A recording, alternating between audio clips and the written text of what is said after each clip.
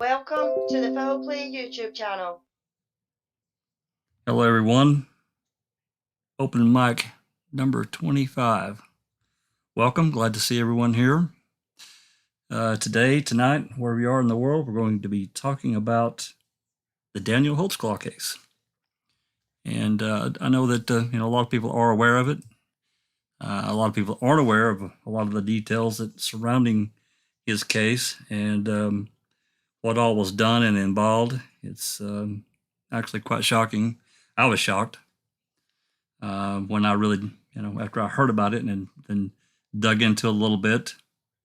Michelle Malkin did an excellent two-part video. It's in the description link called Daniel in the Den. It explained a lot of the case, but I'm getting a little ahead of myself. I'm going to be turning over the mic to Rhonda and Charee and Alice tonight to let them present this, get really kind of a good outline summary of Daniel and who he is and his family and that kind of thing, so people can really kind of understand this, who he is and where he came from. Before we get started with that, though, let's have people just say here that's joined us here in Discord, just say hello right quick. Alice? Hi everyone, thanks for coming. BB? BB? Hey everyone. Checking convictions, Linda. Hello everybody. Rhonda. Rhonda. Said hey. Oh, there you are. I think you kind of cut out there a little bit. Londoner, Okay.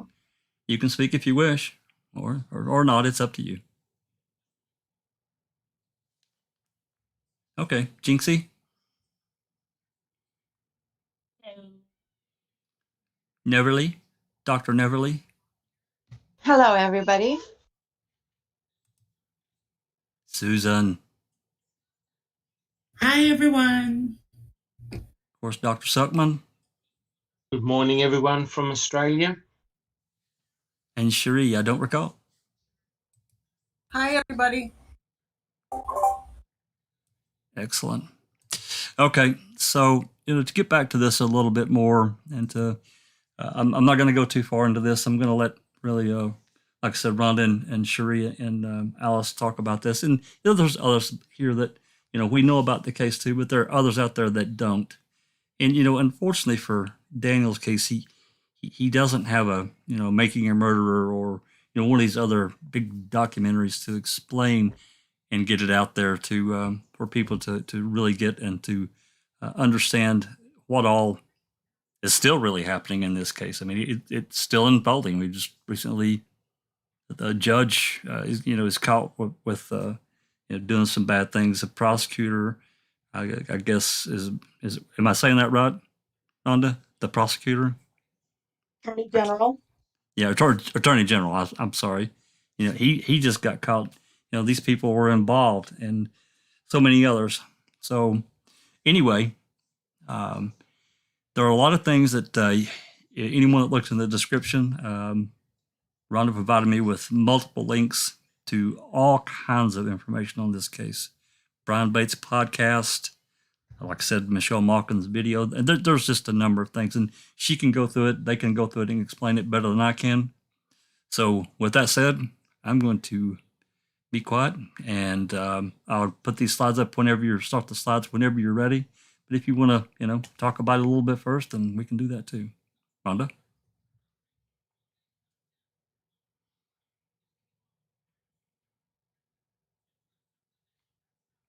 Did we lose Rhonda? Rhonda? Sorry, There I you was are. muted. I was muted. Sorry. Yeah, I always want to talk about the case. You guys all know that. I'm just always, something in criminal justice in the country or in world really always applies to Daniel's case, it seems like, in one way or another. And most importantly, as a wrongful conviction.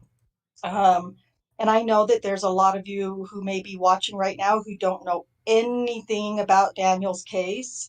And as much as I know, as much as I think I know, as much as I know, there's still so much twisted information that it's really, really hard to explain. And so I'm not sure if it's in the description or not, but we will probably, well, we'll definitely be doing this in 2 parts.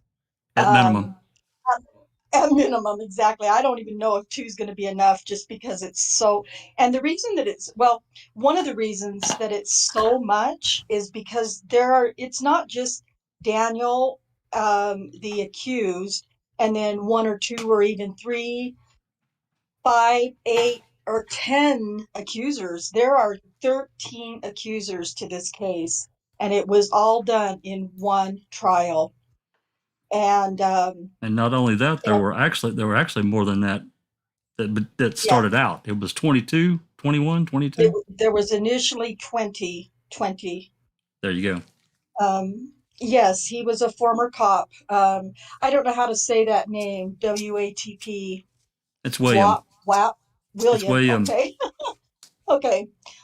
Yes, he was a former cop. But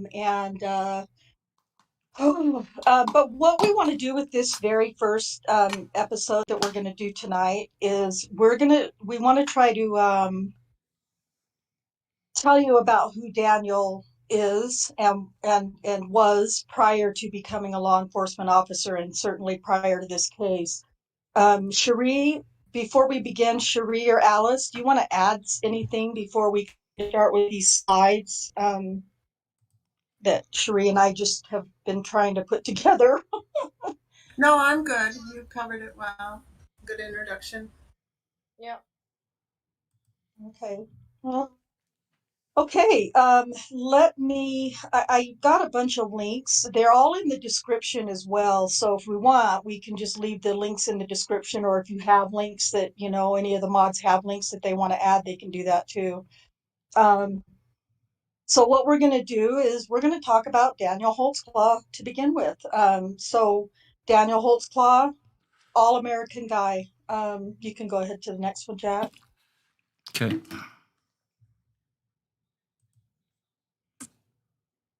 I apologize for the delay. We can thank technology for that. That's okay. Charee, are you still logged into the slide presentation? You want to log out? I mean, you don't have to, but it's fine. So what I've done is I just compiled a bunch of pictures of Daniel in this slide. Basically, I just wanted to kind of give you guys an idea that he's just a normal, average, all-American guy. He was born on December 10th. Well, that's a bio that's coming up. But at any rate, I just wanted to put in a bunch of pictures so that you guys could see that he was just normal, just like you or me or anybody else.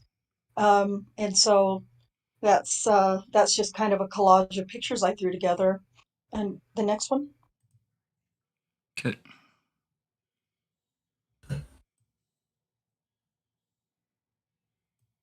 While we're waiting for the delay. Yeah, it's coming. Oh, there we go. Today, before we go any further, today is Father's Day, and I want to make sure that we're wishing all of the fathers out there and all of the mothers who have taken on the father role a happy Father's Day, whether you're a stepdad or a adoptive dad or a dad that of your own biological children, or a man who goes out into the community and helps other youth and children. And I think that certainly involves law enforcement. I believe a lot of law enforcement are good community activists, and they do want to go out and help those who are fatherless and or don't have fathers involved in their lives. So happy Father's Day to everyone. I can help later, not right now. Charee? Were you saying something, Charee? No. Oh, okay.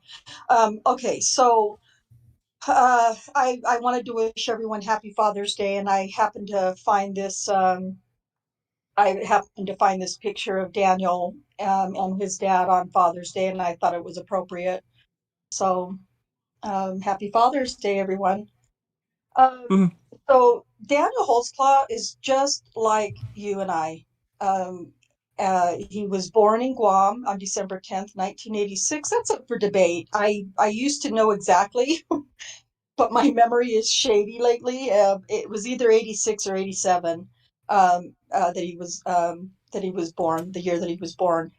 So his parents were both law enforcement officers. His father actually still is a law enforcement officer in Enid.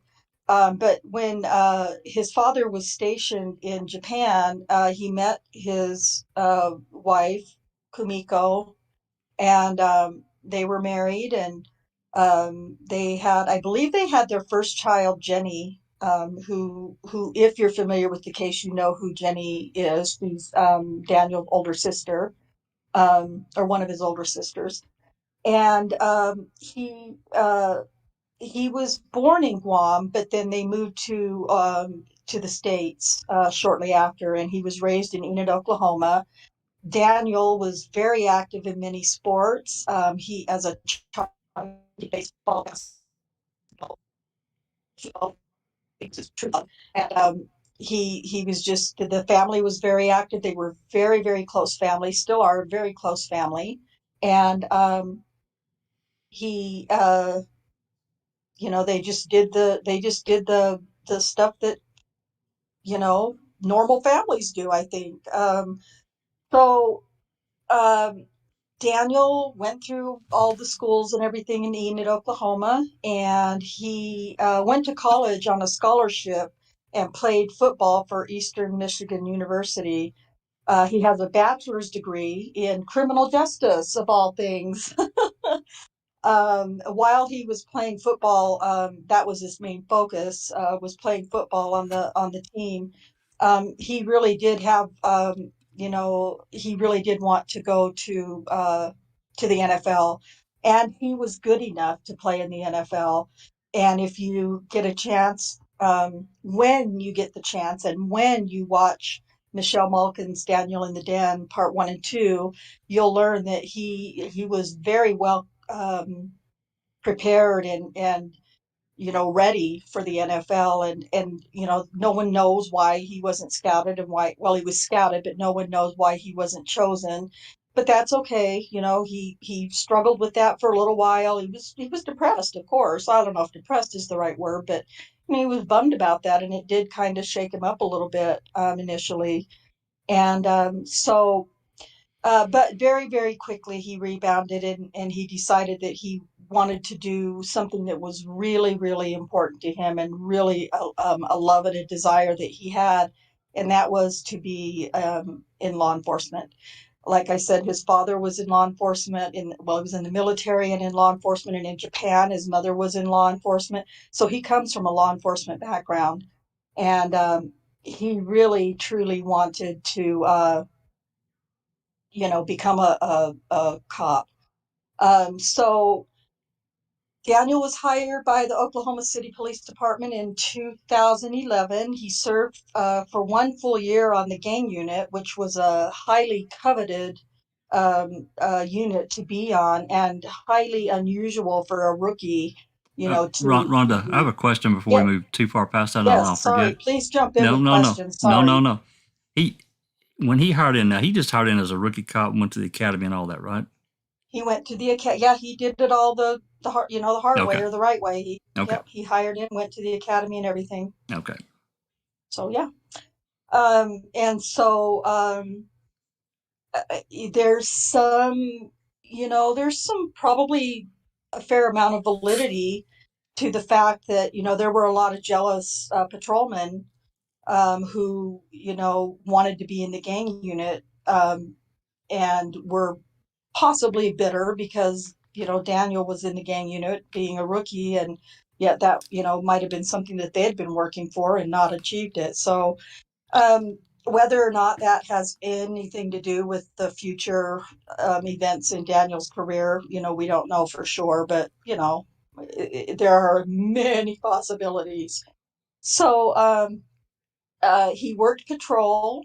After the year in the gang unit, he went to patrol, and he worked the northeast northeast side of Oklahoma City, which was a high crime area, riddled with gang activity, drugs, prostitution, trafficking, just any kind of crime you can think of. That's what was going on in his patrol area.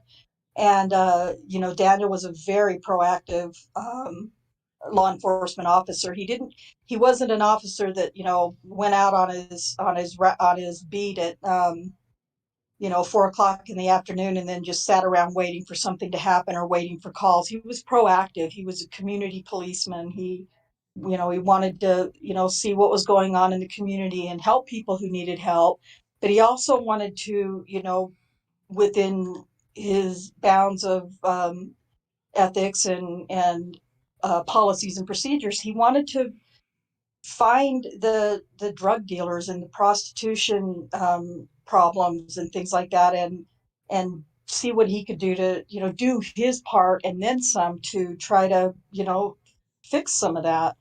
And he was one of, if not the only officer in his I don't know what to call it, unit, patrol unit, to be that proactive and really search for problems and things that he could possibly fix, which ultimately ended up, even though those are good things, good qualities, and things that are admirable in any police department, it ultimately kind of came back and bit him in the butt, so to speak, and unfortunately.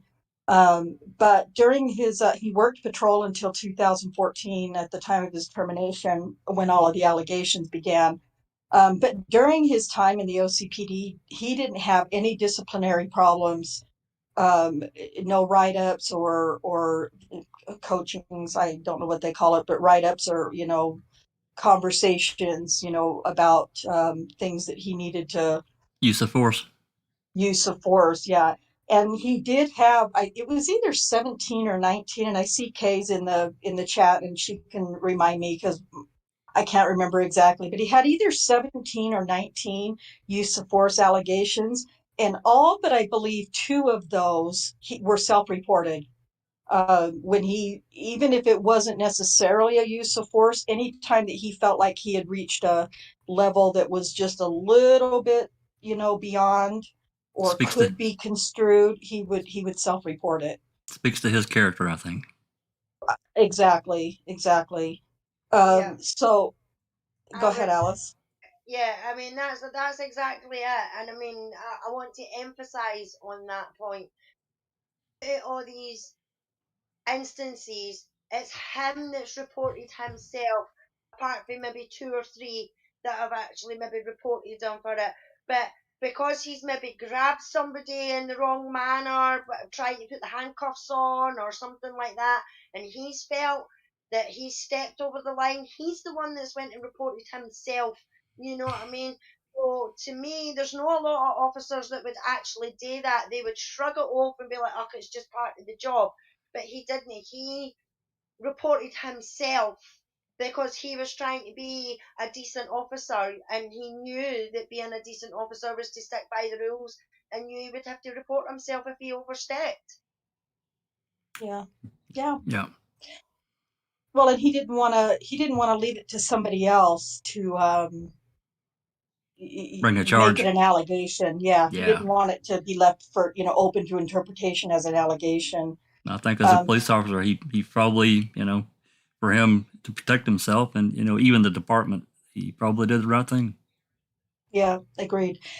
I'm going to ask Charee and maybe anybody actually, if you can help me with questions from the chat, because I'm not really reading the chat, but I want to make sure that we answer as many questions as we can. That's the whole idea. I've got my eyes on chat. So okay, thank you, Alice. I just wanted to, thank you. I just want to make sure we're not missing anything. So let's see. Kay says, I don't know exactly the number, but he did self-report most of them. I bet they were actually irritated with him for following that rule too closely. Probably. And that's something that we've talked about, because not a lot of officers are, willing to jump on it. A lot of them are just going to wait and see what happens. And I think many of them, they're not so forthcoming because, even if they are doing it to protect themselves and the department, that there's always a risk, Right. Yeah. Shane Henry is asking, is it true the academy teaches technique is to make you not care because all cops heard it all military style? I mean, I don't think it's like that in the academy. I think a lot of officers take that upon themselves to think that, that, I've heard it all before and everything like that. If somebody's saying, I've got to get home for my kids and, I never done it and, things like that. I don't think it's something that they would actually get taught at the academy.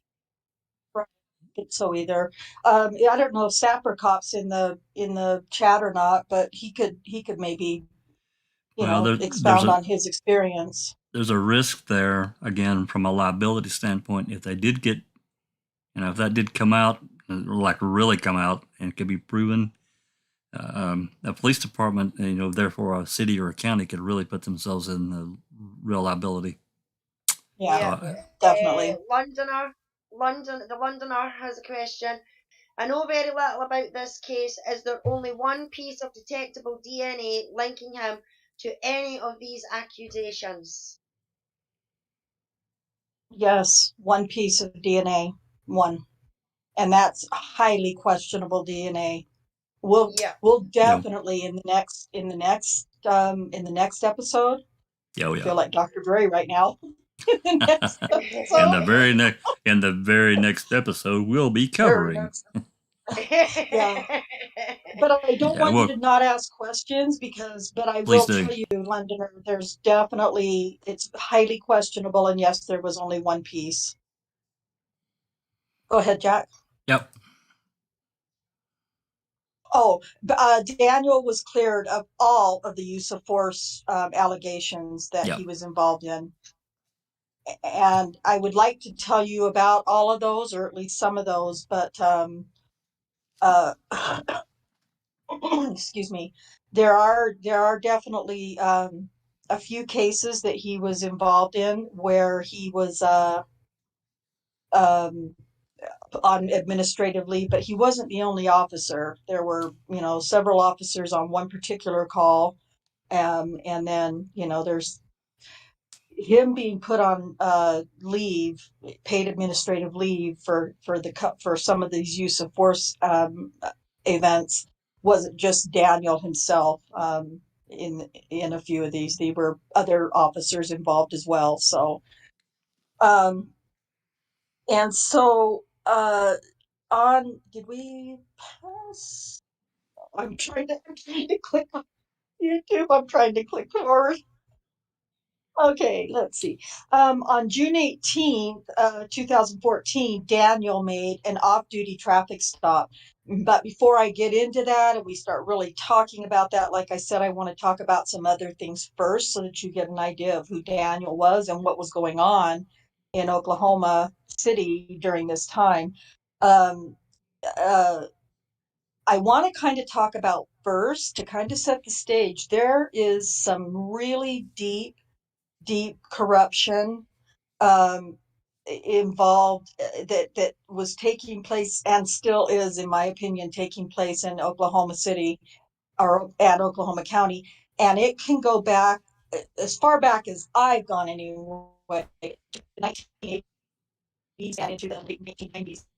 When then DA Bob Macy and crime lab analyst Joyce Gilchrist were in cahoots together. They were running the crime lab, they were running the courtroom, and it was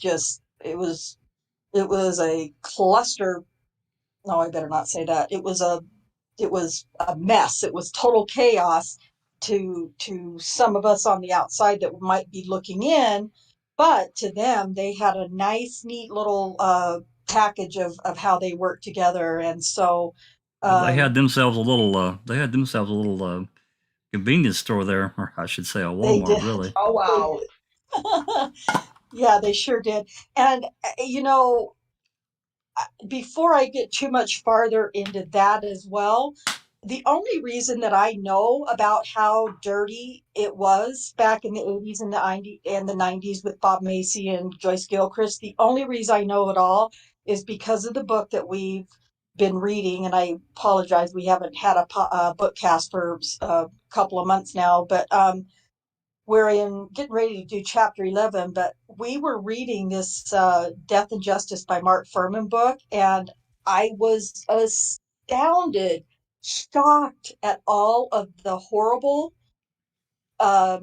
unethical, corrupt methods and trial testimony and evidence that was submitted and testified to in court by Joyce Gilchrist, and encouraged by Bob Macy, who at the time was the DA.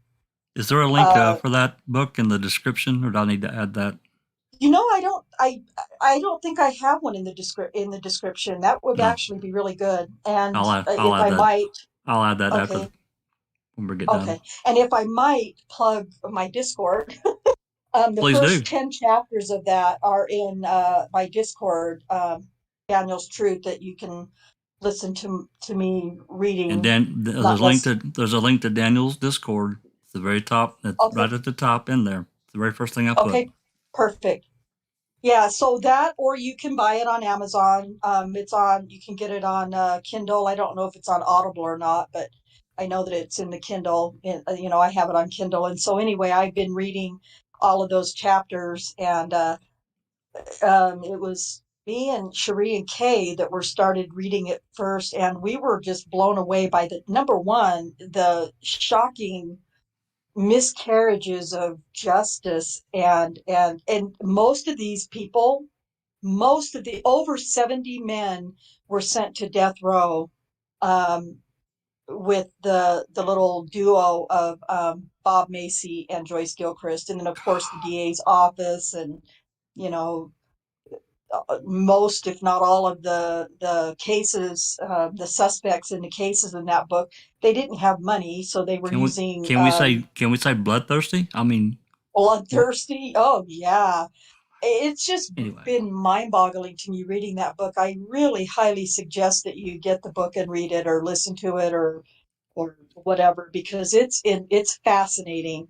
And as we began reading and getting really involved in that book, we were starting to see names that we were familiar with in this book. And the reason that the book got written was because, you know, Mark Furman, he's a former LAPD cop detective, involved in the O.J. Simpson case. He was the racist cop and all of those nasty things about him. But I'm telling you what, with this book, he did an amazing job at bringing and so anyway, he was asked to go, or he went to Oklahoma County, to figure out at the time, why was it that Oklahoma County seemed to be executing more criminals or more prisoners than just about any other state in the country.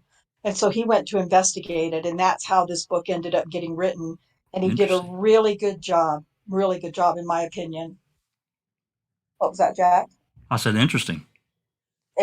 Yeah, it's fascinating. So think what you want to about Mark Furman. Those of you who remember the whole nasty, ugly thing, you know, that came out in the OJ trial, deplorable, absolutely. But this book is pretty fascinating. And but we started seeing names, and Joyce Gilchrist, Bob Macy, and then we were just mind blown. And so then we started looking into some of these cases, and we actually did one of our lives. I think it was in October, just the weekend before Halloween. I think we did a whole episode on Joyce Gilchrist. And so if you're interested in seeing what cases, we just highlighted a few of the cases that she had lied about, made false evidence. She liked to use a lot of hair and fiber evidence. And Dr. Silkman could certainly tell us whether or not of course, we're talking about the 80s and 90s, and I don't know the DNA stuff that well at all.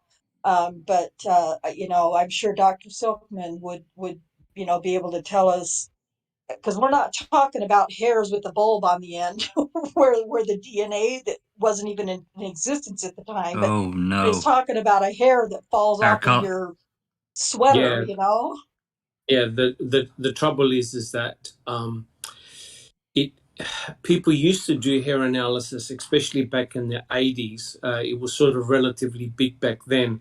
I know that the FBI did as well. But what is interesting is that it's been shown that hair analysis is very, very dodgy and no longer is used. The FBI, I think years ago, said that along with bite mark evidence, it's really pseudoscience. And people definitely don't use hair analysis anymore. The scary thing is that you now wonder how many people have been sent to prison and probably even have been executed based on false forensic evidence. It's very scary. And of course, that's exactly what happened to Stephen Avery in 1985. Right. Yes. And I'm just noticing the chat right now, and Kay says, or dog hair in some cases, and yes, there's a case in the book.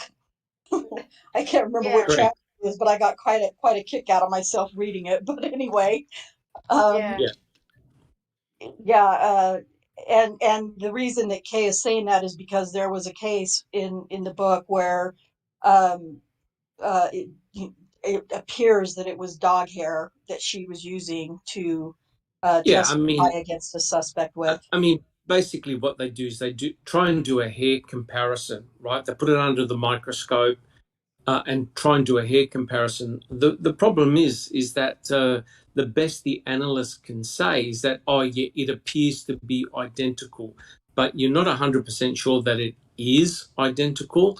And of course, now that we've got really good DNA analysis, if there's a follicle bulb still present, you can go back and do hair analysis. And many people who've been put in prison for 20 or 30 years have been exonerated because DNA evidence proved that it wasn't them, right? But back then in the 80s, this dodgy hair analysis and bite mark analysis got a lot of people in prison that were totally innocent. So, yeah, it's shocking. I tell you, Dr. Michael Wessel, he'll be turning cartwheels now. I don't know. Correct. Yeah, for sure.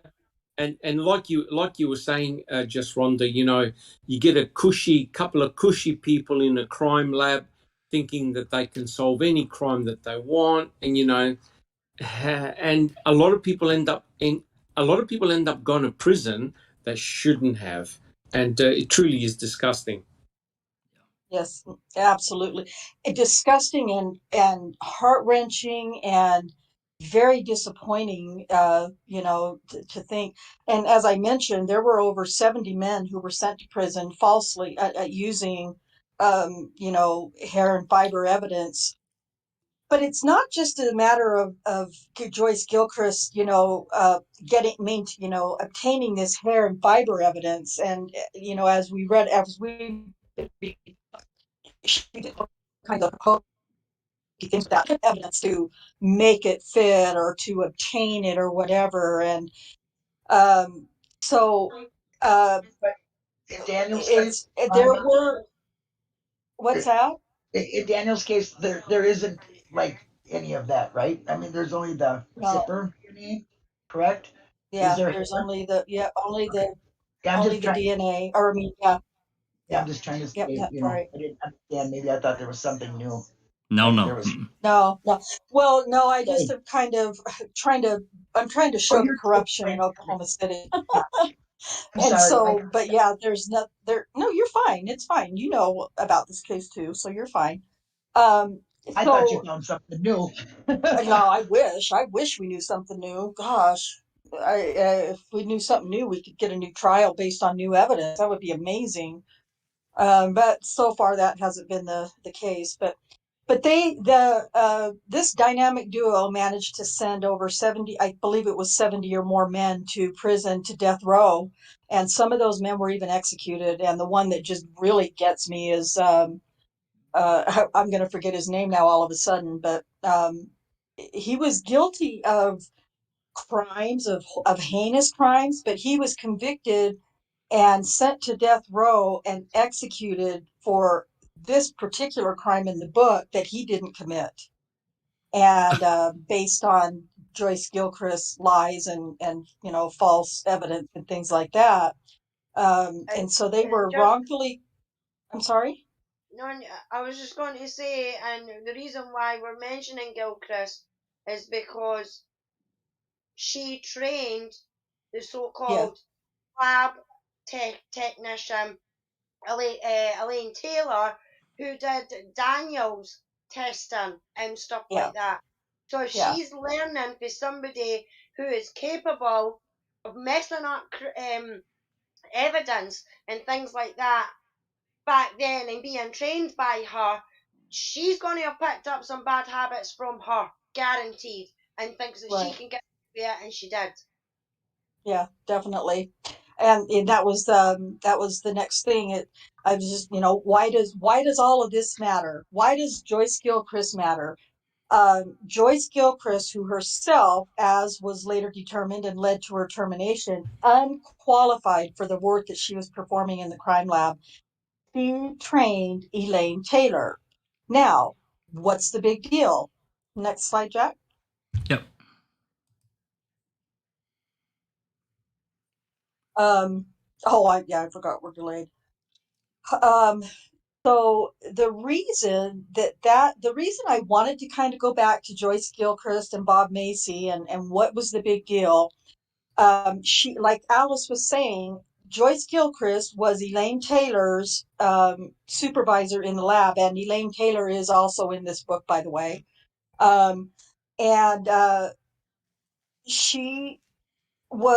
Elaine Taylor is the crime lab analyst who tested the one piece of DNA evidence in Daniel's case.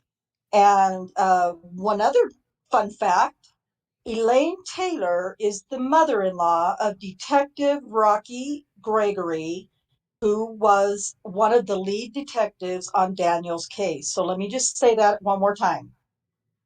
Joyce Gilchrist trained Elaine Taylor in the crime lab. Elaine Taylor was the crime lab analyst who tested the one piece of DNA evidence in Daniel's case.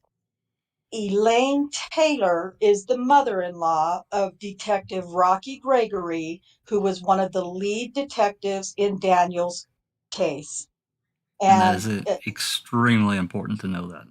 It is. It is a violation of Oklahoma City Department's policies and procedures. Yes, it is. Wouldn't you just get a new case based upon that because it is against their own laws, or is it kind of like the Avery case? And you don't know what I mean? Yeah, I do know what you mean. Yeah, you know what, Linda, and you know this much. You know enough about the case to know that there are many reasons that Daniel should have been able to get a new trial or to have it tossed or whatever. Way more reasons than there is victims, that's for sure. Yes. Yeah. So many reasons. But, it wasn't done. And, that was just one other thing. And when questioned about it, I believe that they made some excuse like, well, it was common knowledge. The DA said, David Prater or Galen Giger, well, everybody knew, and it was no big deal. It had never been a problem before. And we never really even had any discussions about Daniel's case. And I didn't even really, I believe it's possible somewhere I might have read it, something from Michelle Malkin, I'm not really sure, but I think that Elaine Taylor even claimed that she never even spoke to Rocky Gregory about Daniel's case at all. So I'm sorry, but I'm pretty sure if they had Sunday dinners or Mother's Day dinner or something together, and they're a close family. It's not like they don't, not hardly ever see each other.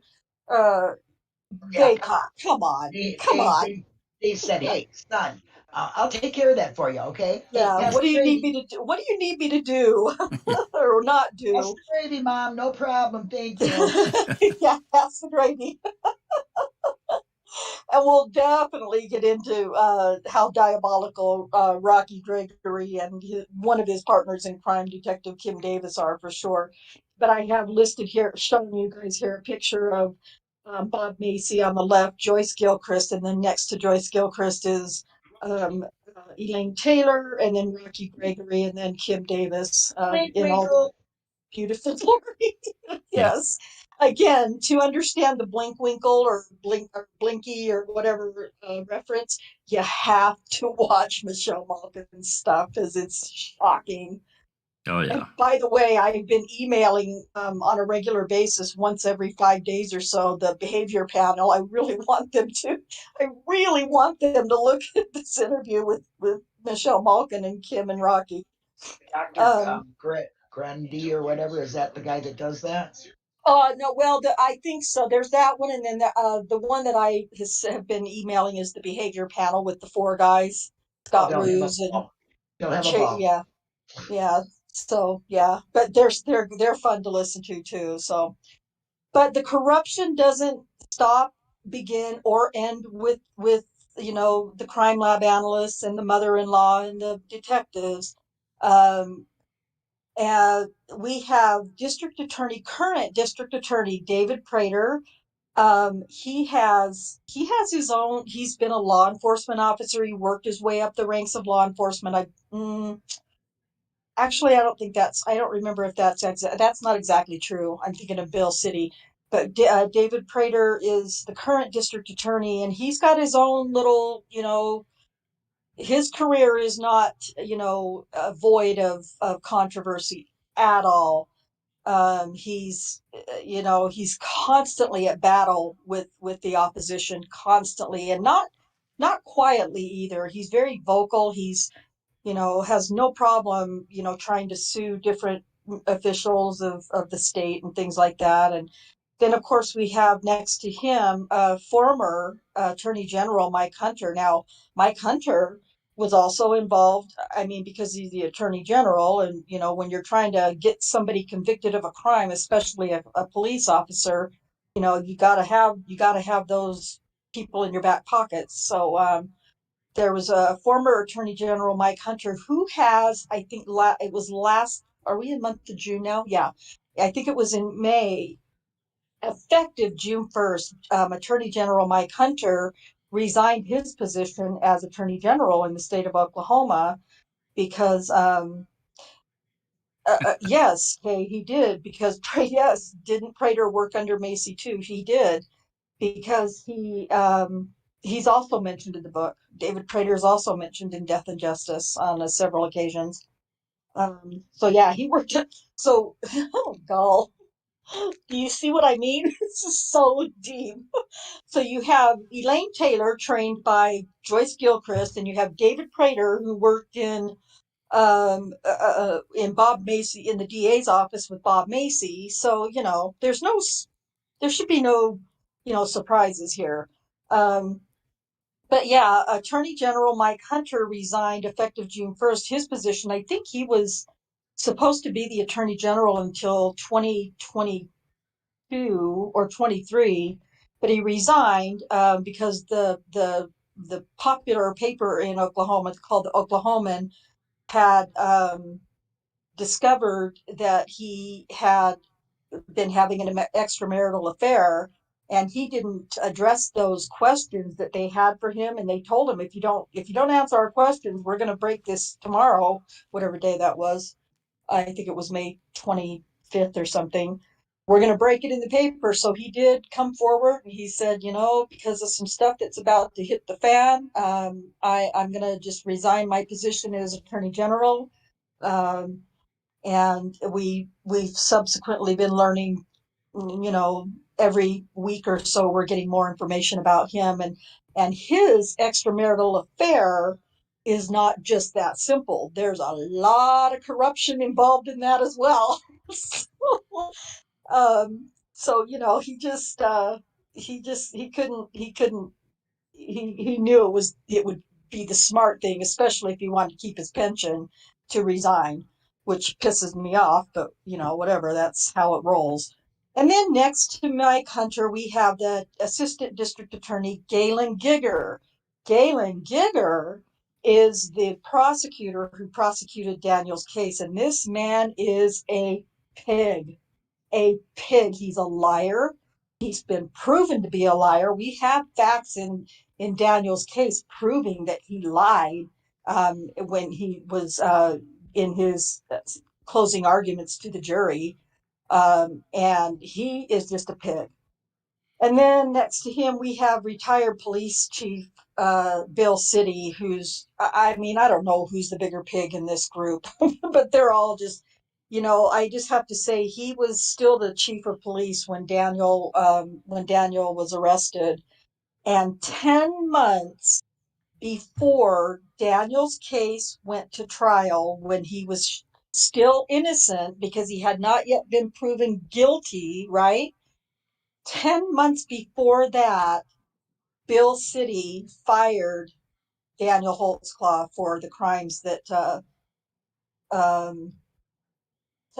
don't know why that got flagged, because I'm definitely showing it. Yes, they are all pigs. Fired Daniel 10 months before he even went to trial. And if that doesn't show any kind of bias or anything like that, I don't know what does. And then the coup de grace. My favorite. This was the first scandal that has broken this year.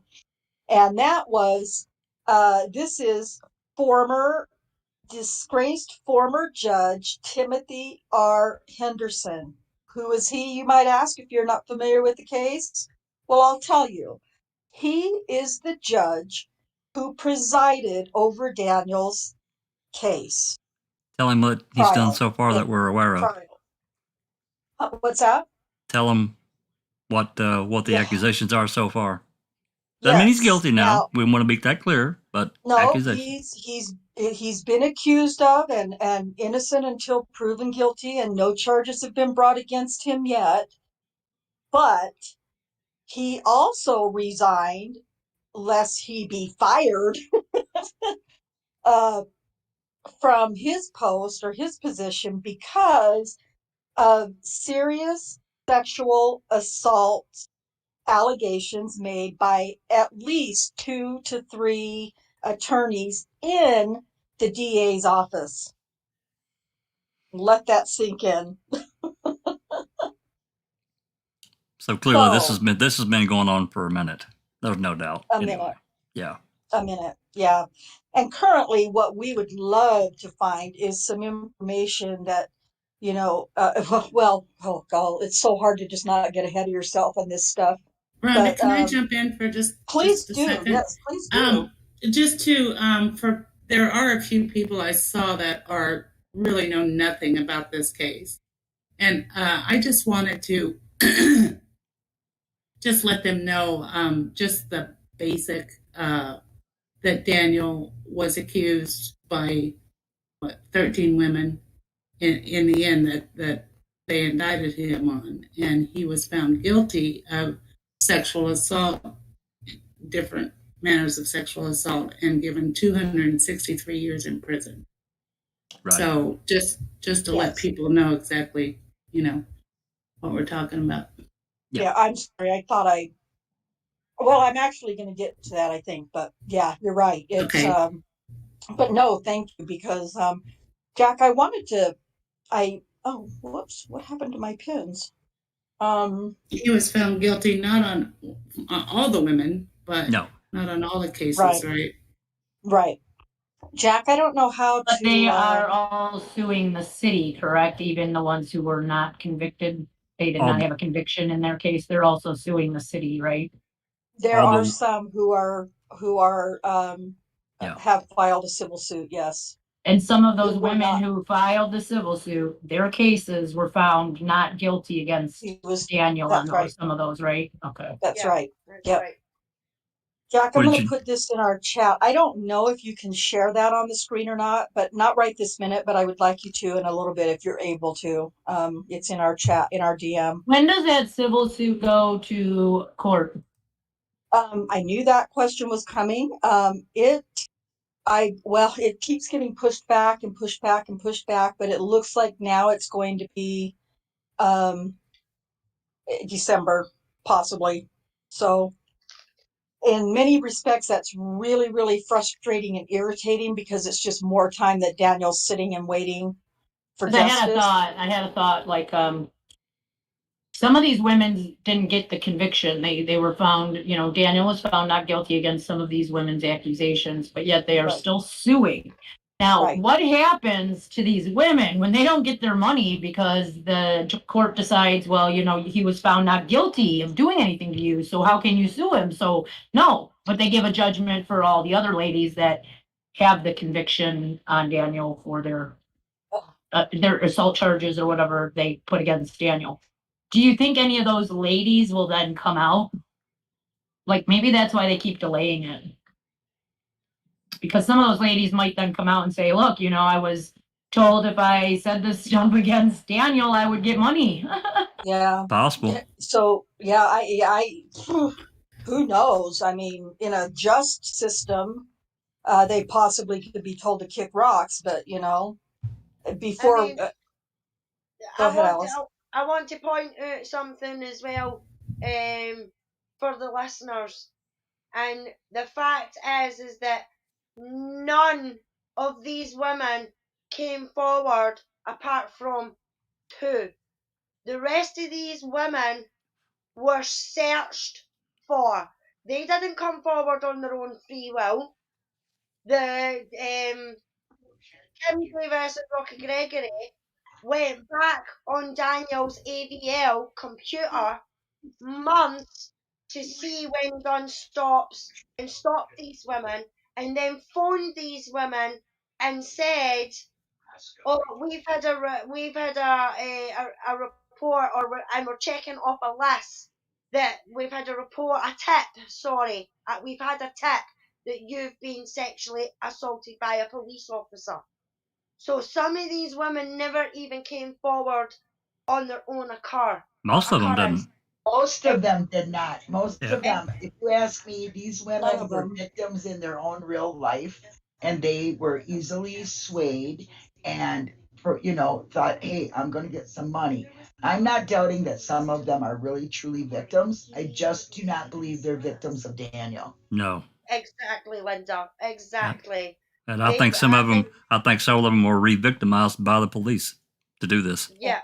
Yeah. Exactly, Jax. I really think they took victims that already have, sad lives. They're trying to make it day to day. They have drug addictions. They're, prostitutes to try to live. I'm not putting that down. I'm not, that happens in life.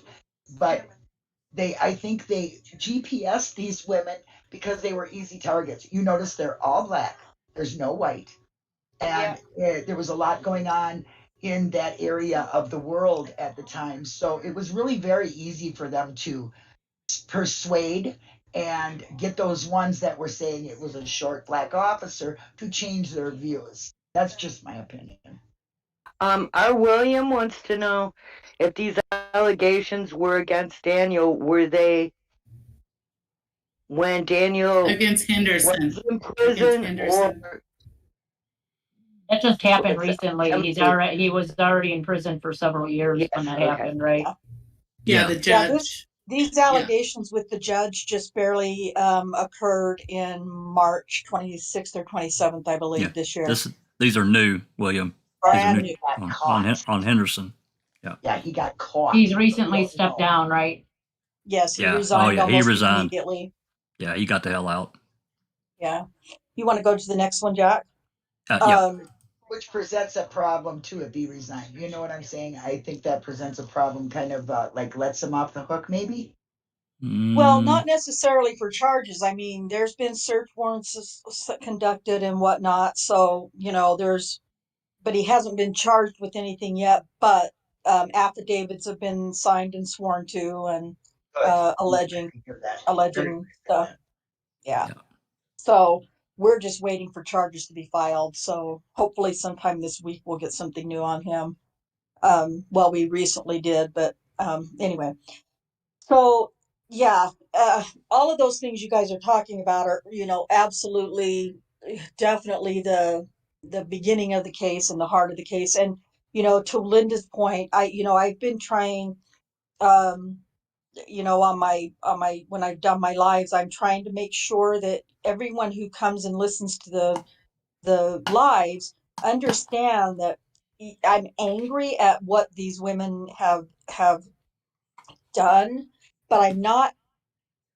I don't blame them necessarily, because, like Linda said, they were victims. First of all, they're just victims. I mean, let's do some victimology, because I'm not going to, but if we were to do a victimology on all of these women, like a true victimology, not a Ken Crafts victimology, but a true, honest victimology, and not even a Kim Davis or Rocky Gregory just But what were they exactly victims of? Like, well, they're not victims of rape or sexual assault. What makes them a victim? Were they victims when Daniel pulled them over? Were they victims because they got pulled over by Daniel and then they were targeted by the other two officers? Or were they breaking the law when Daniel came in contact with them? Were they criminals that Daniel had contact with? These prostitutes? Isn't that a criminal action? So to keep calling them victims in some ways kind of bothers me, because some of them did not get a guilty. He was not found guilty of sexually assaulting those women. So therefore they are not victims of sexual assault. And where the hell did they come from? They may be victims when Daniel stopped them. Were they criminals? They may be victims of sexual assault from another cop. But were they? There was never any allegations of sexual assault against any officers in some of these cases that they got targeted by these police officers, Winkle and Rocky, that they were told they were assaulted. They were, in a way, they're manipulated to lie about this sexual assault altogether.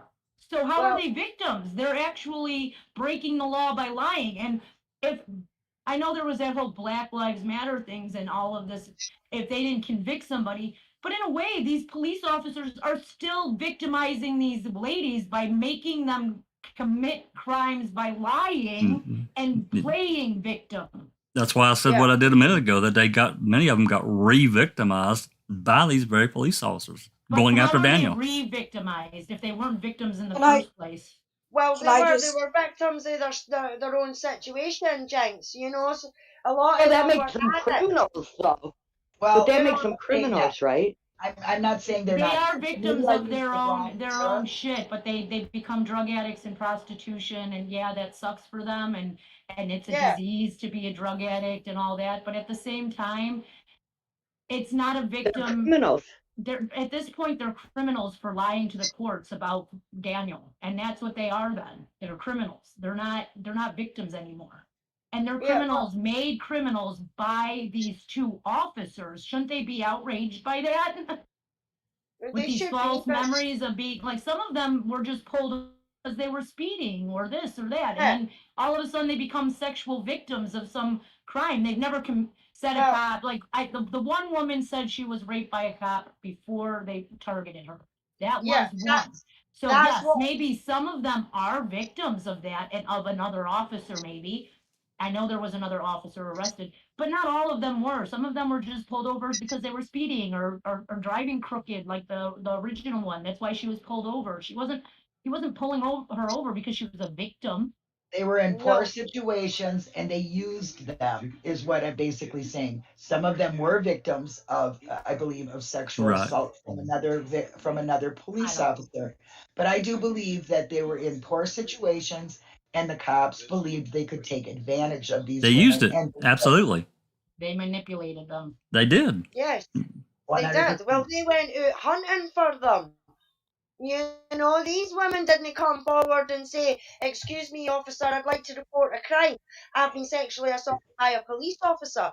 It wasn't until the two detectives who were supposed to be investigating it properly are gone back on Daniel's AVL computer in his car to find out what stops and things like that he made, to find out who it was that he spoke to, pulled over, or whatever. Isn't that conspiracy? So they went hunting for these women by phoning them up saying, we've had a tip. And then the other one was, we've got a list that we're following up on, that we've had a tip that you've been sexually assaulted by a police officer. And that's what got this rolling. You know what I mean? Not them coming forward themselves. Yeah. And Speaking of which, and I believe that's a crime in myself. And many of them denied it at first, and then were talked into it. That's right. Yep. And even though they were set, what about the one that says, "I hope that's good evidence"? Is that good evidence? Even if it's not good evidence. Well, we're getting ahead of ourselves here. Let's get back to the beginning here. Let's get back to the beginning here. Slide 10, where it started. Okay. Thank you. That's what this is all about. Opinions and ideas and different points of view, for sure. It should fire people up and make them mad as hell. It does me. Anyway, let's get back to move forward. Yes. I just want to say that when I say victims, I mean, like you were saying, not all of these women are mentally stable. Most, if not all of these women are on psych meds of some. They've been in mental institutions. They've been, all manner of things that have these women have gone through. And yes, prostitution is a crime, and drug use is a crime, and all these things are crimes. But when you take a mentally unstable person and then get cops like Gregory and Kim Davis that come in and say all the right words and manipulate and spoon feed, because just like Fassbender and Uyghur coerced a confession out of Brendan, Rocky and Kim put a story in these women's heads. Oh my God! And so because most of these women are not stable, and if they've been given any idea that there might be a lawsuit in this for them and money for them, these women aren't like we, those of us who are more fortunate and have trying to civilly sue someone for, isn't that also a crime? Of course. You're absolutely right. But what I'm trying to say is, not a victim anymore. It makes them culpable, because now they're like, yeah, I'll do it because I'm going to get some money out of it. Of course. That makes them culpable now. They're not a victim anymore then either. Right. It sounds like they put this idea in their head that's similar to the way that Penny Bernstein had Steve put into her head. Yeah, I'm not saying that, these poor women, because I'm pissed off about these accusers. You guys know that. Come on. Of course. I'm pissed off at what they're doing. I'm just saying. You think they're yes, they're victims of these term. Shitty cops, but not all of them are actually victims of a sexual assault either. So right, exactly. Yeah, that's not what I was trying to say. But like Jack suggested, let's move on and kind of start touching on it a little bit. On June 18th, he made an off-duty traffic stop, and we're only going to talk about Janie Liggins tonight. We're not going to go into any detail about her situation necessarily, but Janie Liggins is the one who started this whole freaking clusterfuck of nasty evilness that Daniel is now living. And that is that he was on his way home from his shift at 2 a.m. 12-hour shift, 12 or 13-hour shift, wasn't it? His shift was 4 p.m. to 2 a.m. Okay, so 10-hour shift. Okay. So 10-hour, yeah. And so on his way home, and the circumstances were just, everything hit together at just the right time, and he saw a red vehicle that looked to him like it swerved, and it was 2:00 in the morning, and so naturally he needed, he felt like he needed to make sure this wasn't somebody who was drunk or, under the influence or falling asleep or something. So he pulls her over, and then just a basic traffic stop on a well-lit area, actually a well-lit intersection, with, as far as Daniel was aware,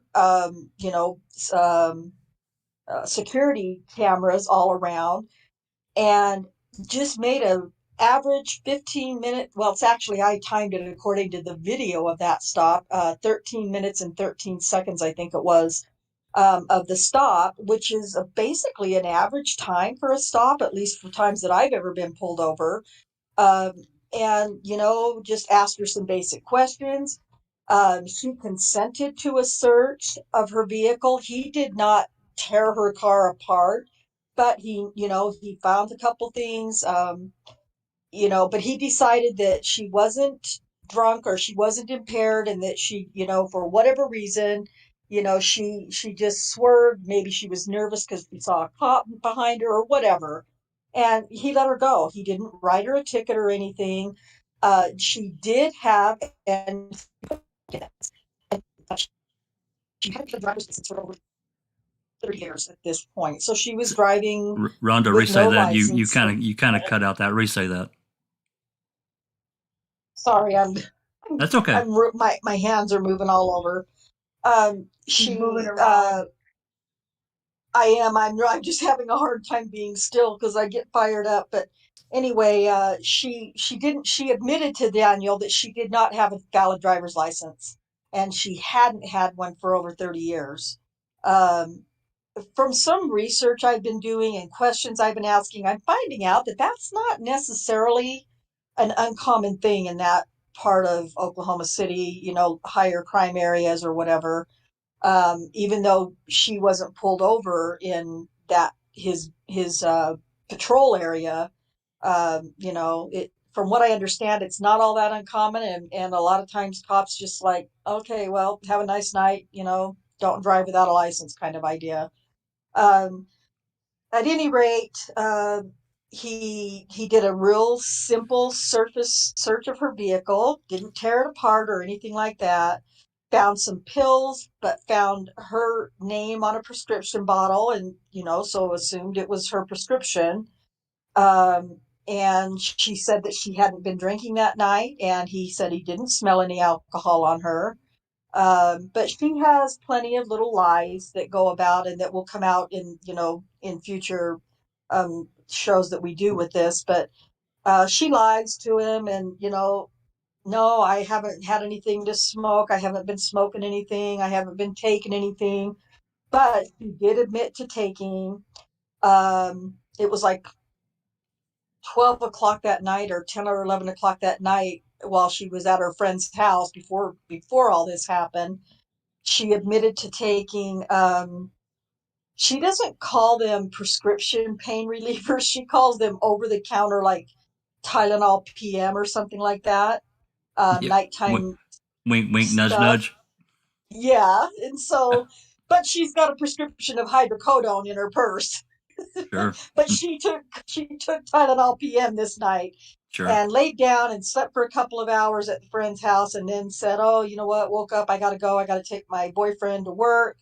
So she left, and that's how it became that she was, ran into Daniel at the time that she did at 2:00 in the morning. And there's obviously more information or more detail to that, but that's just a nutshell of it. Anyway, she went on her way, and Daniel went on his way, and they far as he knew, he was going to go home and go back to his shift the next day. But it remains to be seen, or the truth remains to be known about what really happened. And like I said, we'll talk about it more detail later. But she goes home and meets up with her daughter, and before you know it, an hour later, they're reporting a sexual assault against Daniel for her. She said that he made her give him oral sex, not once but twice, but just for a second. Her story changes quite a bit, so it's really kind of hard to say, but um, she goes into the hospital. They take her to the hospital. The police take her to the hospital. They do a SANE exam, which is a sexual assault nurse examiner does this SANE exam, and it's for rape victims or sexual assault victims and things like that. She was never raped. She never claimed to be raped. Well, she calls the oral sodomy rape, and that's fine, but it's not fine, but that's what she calls it. She refers to it as a rape all the time. And so, but they didn't need to do, vaginal swabs or anything like that because no rape was ever committed. But they did swab the inside of her mouth and, all the other things that you would think you need to swab if you've been orally sodomized. And when those tests come back, there's nothing, zip, zero, nada, nilch. Is that the word? Yeah, DNA from Daniel Holtzclaw on her anywhere at all. Nothing. So that's kind of where she it just doesn't make sense that no DNA on this first accuser at all, yet he was found guilty of her sexual assault.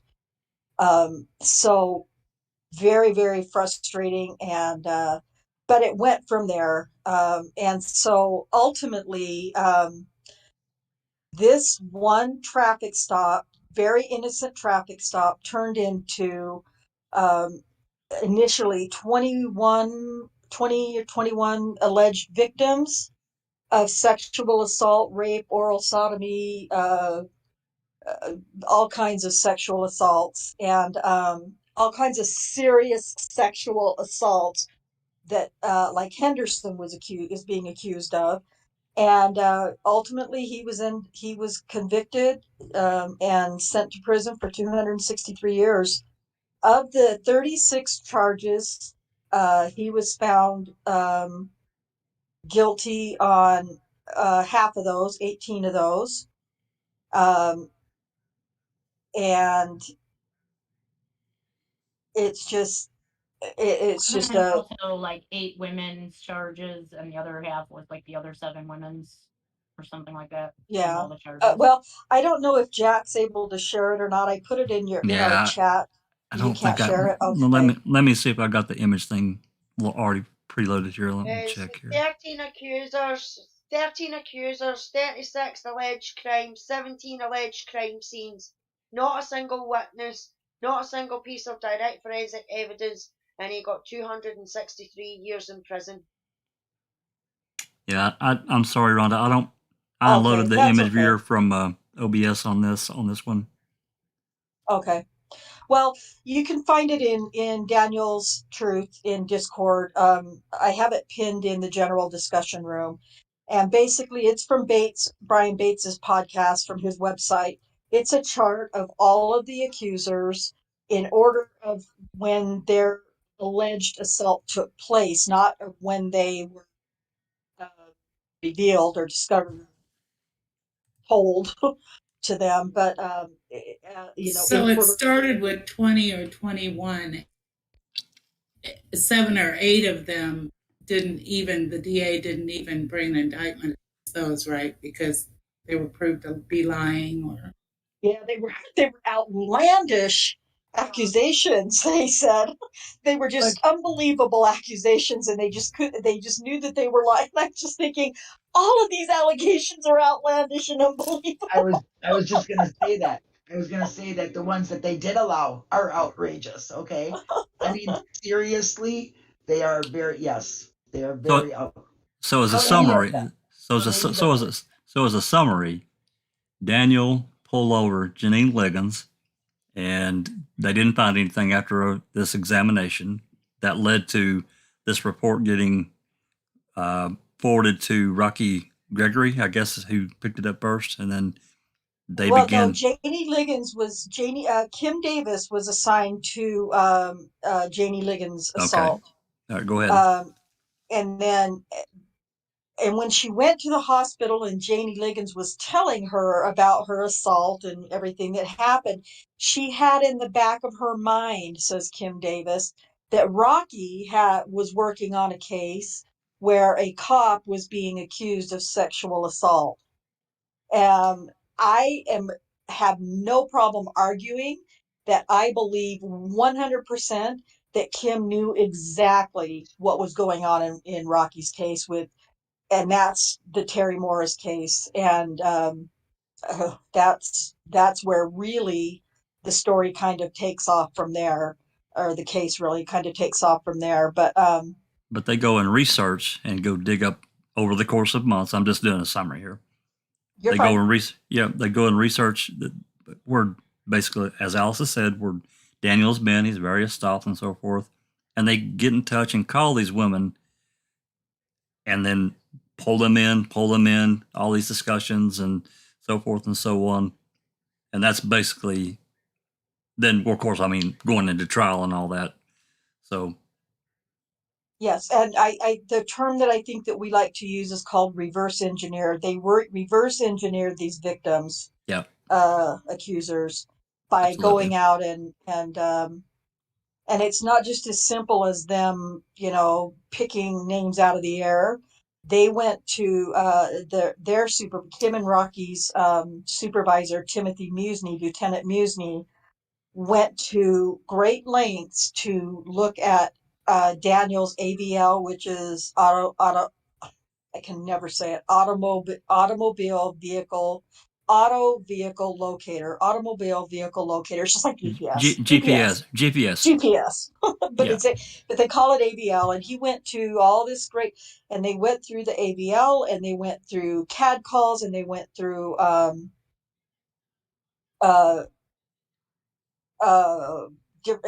the different police tools. And they went back, well, they said they only went back 6 months, but it turns out they went back a lot farther than that. But Timothy Musney, Lieutenant Musney, whose picture I didn't put in there for you guys to see, he picked out Black women who had known criminal histories with drug and or prostitution, alcoholism, all that stuff, who lived in the area that Daniel patrolled. I think we should. It's actually been touched on already. I think we should tell everyone that several of these women identified a short Black cop. Yes, that's very important to understand. And maybe for next time, that's Charee Ellis is the big one, and she's. Descriptions of the different accusers, descriptions of Daniel, of what car he might have been driving, all of that. So their descriptions are very different than what the description of Daniel actually is. Yeah, because he's a 6'3" Asian American man, Right. He looks, I don't know. I guess facial features, he may look white, or Asian, but he does a little, but basically he's a fair, light-skinned white man. Basically, 6'3", 200 and some odd pound, and he's not fat or chubby or chunky or thick. He's a bodybuilder. Yeah. So he's muscular.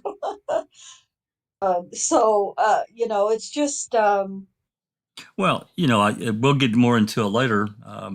Hopefully, we can show some of these various interrogations. But the one, and I can never remember her name. You always have to remind me.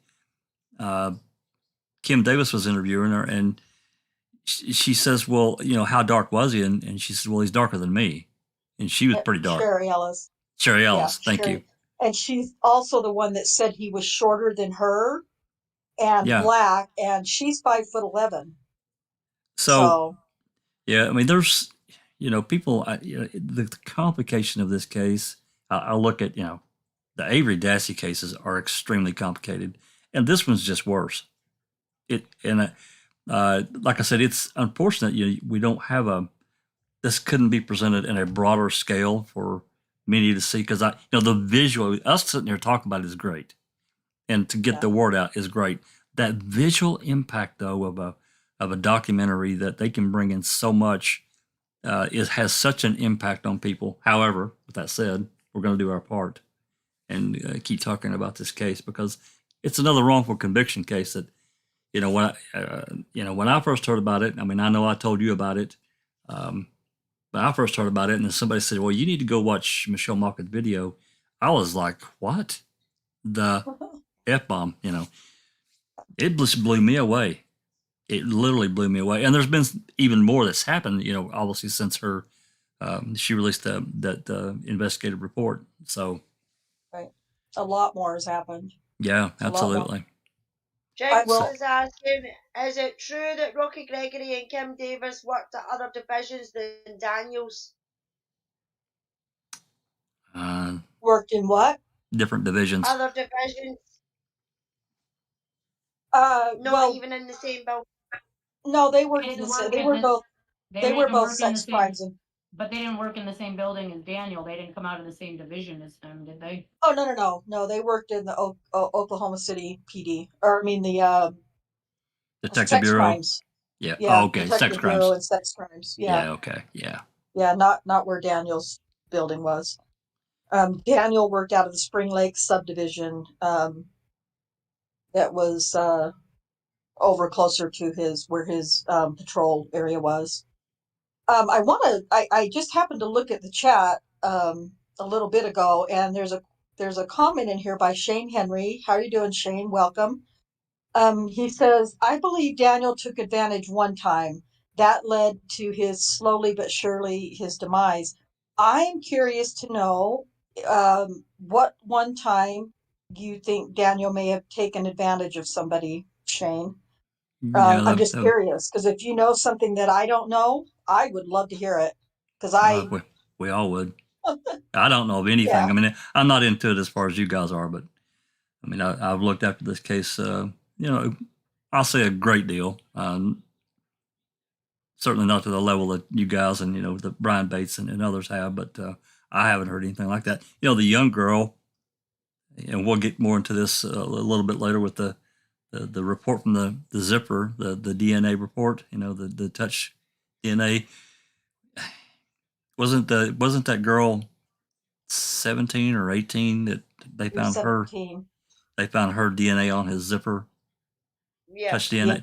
Touch DNA. Well, that's not what they call it, but and it was such a minute amount, right? Such a tiny, teeny, weeny, like could be transferred because it's such a tight. It's not like enough to say, yeah, there was like a sexual assault here. No, it's transfer. Just it does seem like transfer DNA that it's such a minute amount. Right. Sure. Since the doc is still here in the chat or on the live, I'm just going to throw this out there and let him run with it.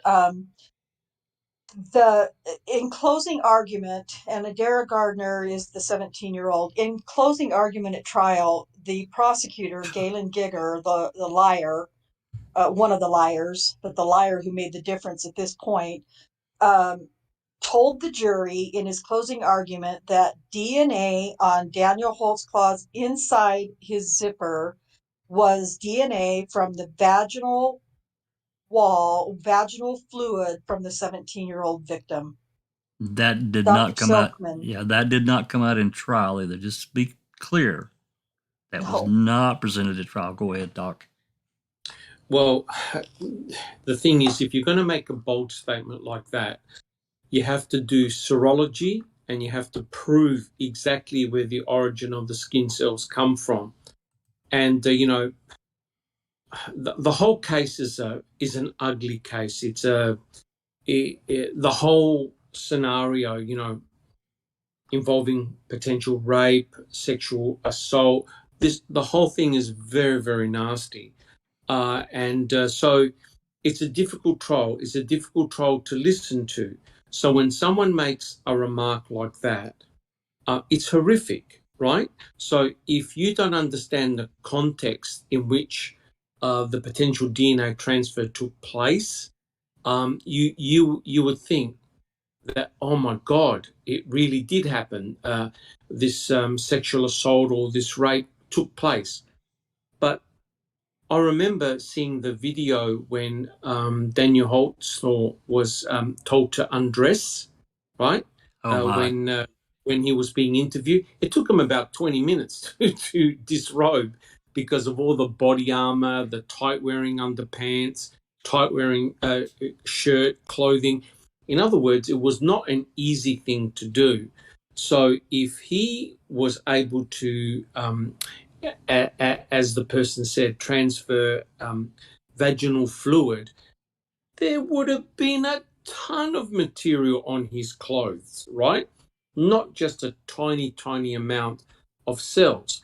And because they didn't prove where the cells actually came from, you can't make statements like that, right? But unfortunately, what can I say? What's the best word to describe it? Because it's such a nasty case involving potentially many victims, and it involves sexual molestation or whatever it is, rape, it's a terrible situation. So when someone makes a statement like that, it has weight, right? And if you don't understand the DNA behind it, the forensic evidence behind it, it truly is a shocking statement. Now, if you say, I believe it was transferred from vaginal fluid, you need to actually prove it, right? You need to do testing to determine the origin of where those cells came from. It could easily come through passive transfer, right? Because one thing that men always do is they touch their zippers all the time. They're checking the zipper, make sure the zippers are up. You know, it's normal. You go to the toilet, you put your zipper down.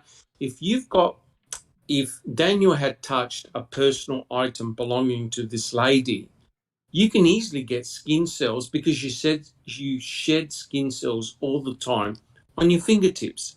You then transfer it from one item onto yourself, right? So when they do forensic DNA testing, they say, oh, we found this lady's DNA on his zipper. Had to come from vaginal secretions. And that's not going to look good in court, but you have to prove it. That's the problem. See, this is the downside of DNA testing. DNA testing now is very, very sensitive, which means that you can have a tiny amount of touch DNA. And so when someone's doing a test, they'll say, I found DNA, but it doesn't tell you how that DNA got there. That's right. That's the important thing. DNA doesn't tell a story, people do. Even but when it involves, even in 19 or 2003, when Gene Cachet gave his deposition, that's correct. He knew the dangers of DNA. That's correct. And so if you're building up a case against a police officer, something like this is extremely damaging, right? But you can't give a half-assed answer in a court of law. You actually have to prove the origins of where those cells come from. Now, they know, right, because they do pap smears on women. They know that when they test the pap smears and they look at the cervical cells, they've got a specific type of staining pattern to them. I don't believe the forensic scientist did any of that analysis. Is that true, just Rhonda? I don't believe she did any of that analysis. No alternate light. No alternate light source was used, or anything. That's correct. So by making that statement there, you can't rule out simple transfer from one source to another. You can't rule that out. I got to tell you, Doc, I don't know how that defense attorney didn't spontaneous combust. Well, like I said, here's the problem with DNA, and it happened in the Stephen Avery trial, right? We know, we've seen it, we've read it. When you don't have a molecular biologist or a forensic science on the defense panel that can actually debunk what another forensic scientist finds, you're going to be in trouble, right? So you can imagine the atmosphere of this trial all involved sexual allegations, right? And then if someone presents evidence and says these came from vaginal secretions, well, Daniel is in massive trouble. Unless you can debunk it and say, no, it could easily have come from transfer, touching an item belonging to the lady and then eventually touching your zipper, and you transfer it from one source to another. That can definitely take place. I have to ask, and I probably have before and I've forgotten, because this happened during his closing arguments. Rhonda or anybody that can answer, did the defense attorney try to walk that back at all? No, because he doesn't get a rebuttal. Oh my God. In the closing. So now let me just say, for those of you who aren't aware, first of all, Daniel did stop this 17-year-old girl. He stopped her and two other individuals that night, another female and a male. They were all three together. He did backhand pat searches on the females, which is standard. And he searched through the young female, the 17-year-old girl's handbag or backpack or whatever it was, looking for drugs. A legitimate stop, a legitimate call. She gave consent for him to look through her purse. So he had his hands in her personal belongings, not to mention when he had to, when he had to detain her, he had to touch her skin, plus her clothing and things like that when he did the backhand search. But also, having said all of that, so all of those are, I'm sure Dr. Sopan will agree with me, any one of those movements that he did and or all of them would have transferred her DNA to him in some way, shape, or form. I'm guessing her skin cell DNA. Yeah, I mean, yes, correct. I mean, there've been a lot of, I forgot the actual case in which a detective went to somebody's house and was talking to a potential witness per se, and the detective's touching things in the house, just normal. He obviously wasn't wearing gloves. The same detective went to a crime scene and was touching things at the crime scene. And transferred? When the CSI guy, when the crime scene guys came and did all the swabbing, they found the DNA of this person who was nowhere near the crime scene. And, it's going to be pretty embarrassing when they say, oh, what's your DNA doing at this particular crime scene? And the answer was it got transferred passively by the detective being at this person's house. So, in other words, what you got to do if you're going to touch anybody, especially as a police officer, you got to wear disposable gloves. And after you've done your searching or whatever, you dispose of the disposable gloves, because you can easily transfer their skin cells or their touch DNA onto you. And Absolutely.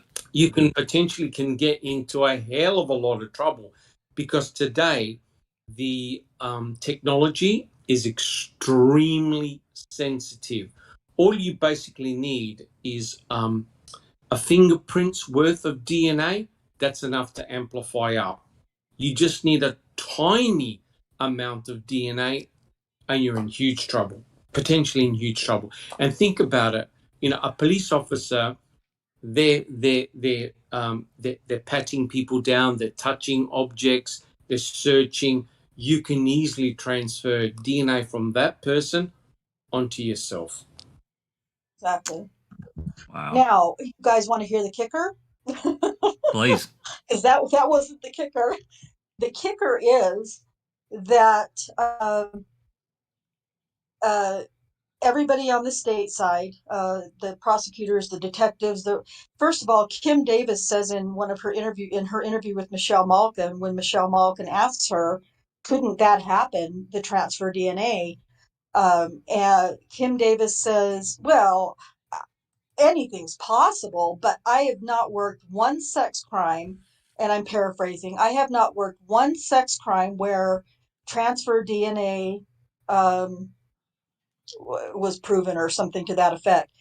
So not only did she just flat out tell Michelle Malkin and everybody who watches that video that there's no way that transfer DNA could have been on the inside zipper of Daniel's uniform pants, but every single person that's involved in the state side, the prosecutors, the DA's office, the judge, everybody on that side absolutely refuses and denies that touch or transfer DNA is even a thing, much less possible to be on the inside of Daniel's pants on his zipper.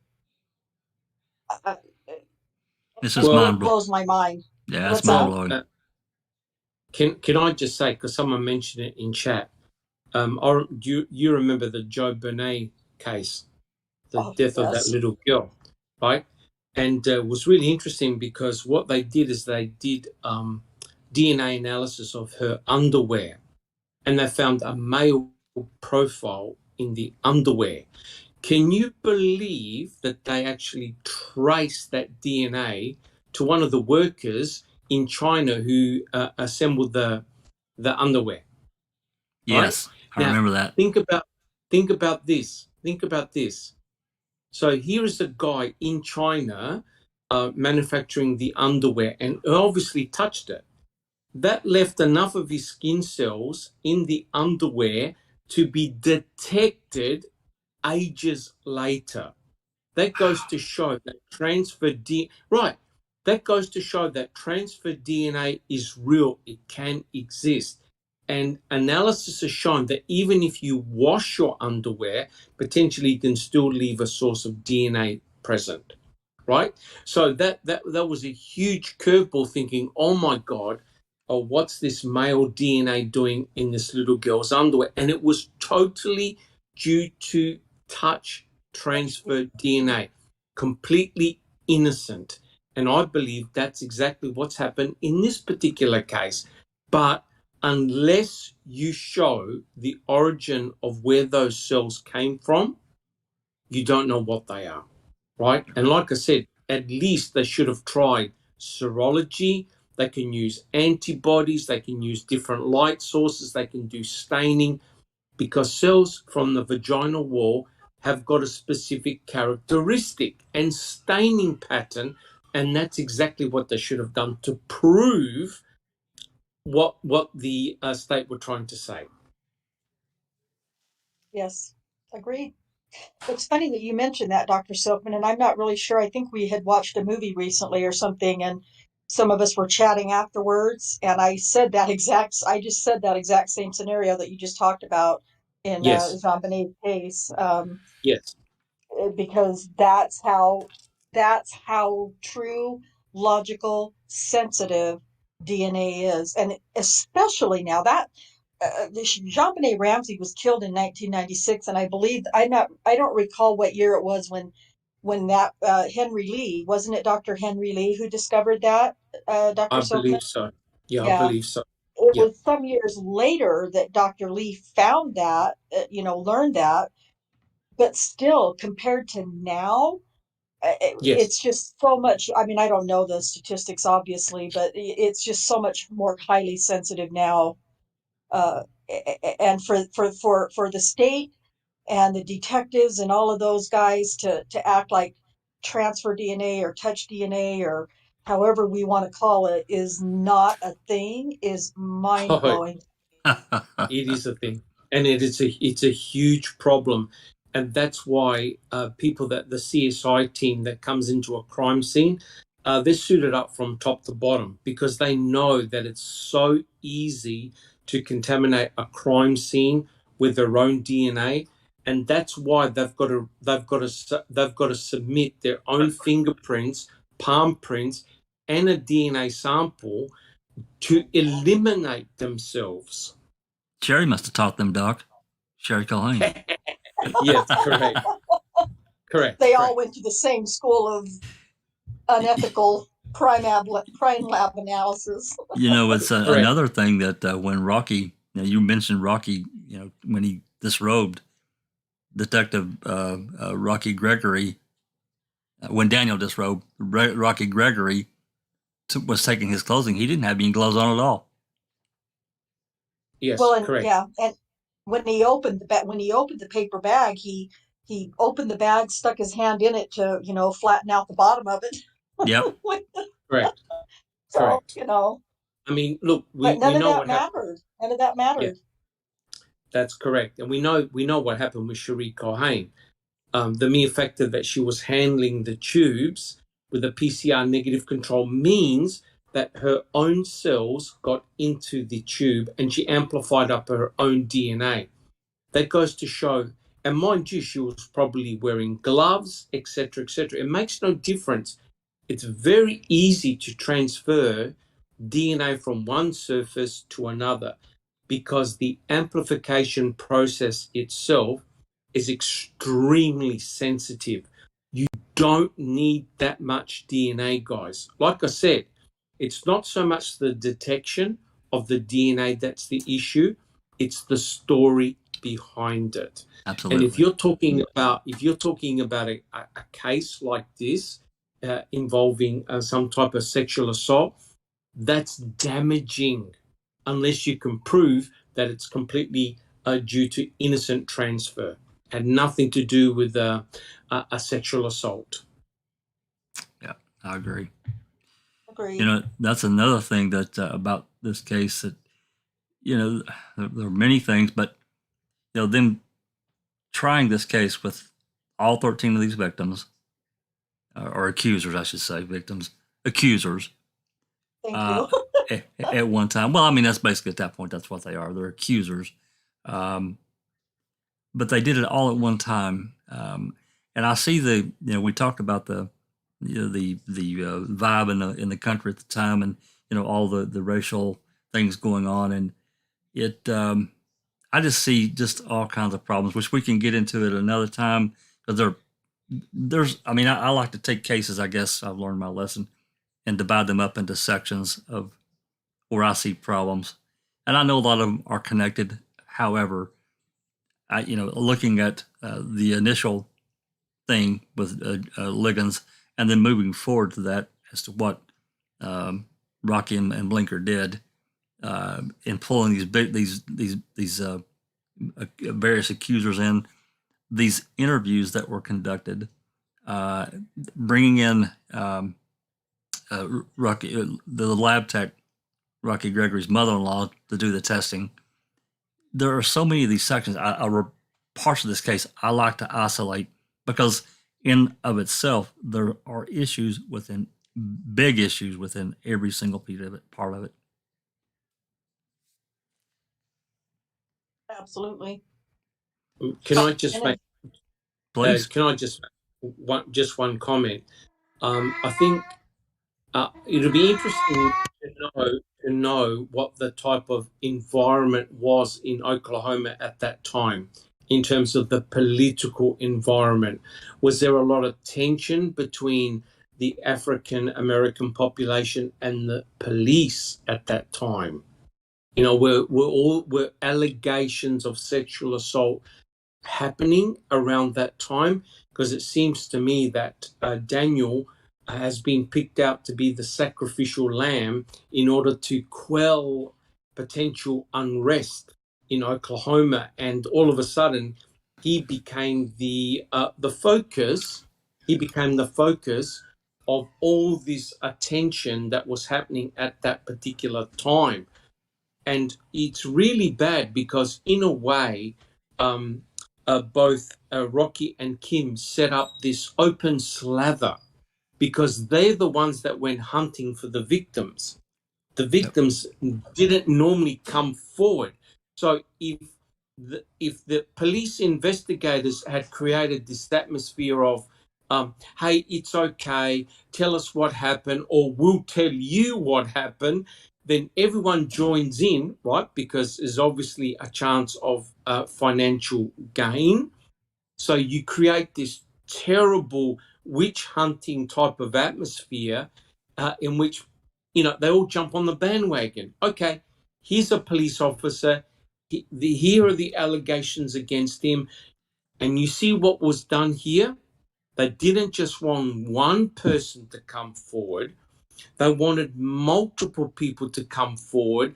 So that way they could, both Rocky and Kim could strengthen their case, right? Even though a lot of the things that the ladies were saying were demonstrably false, it didn't matter because what they were after was the totality, the tsunami of things against him, right?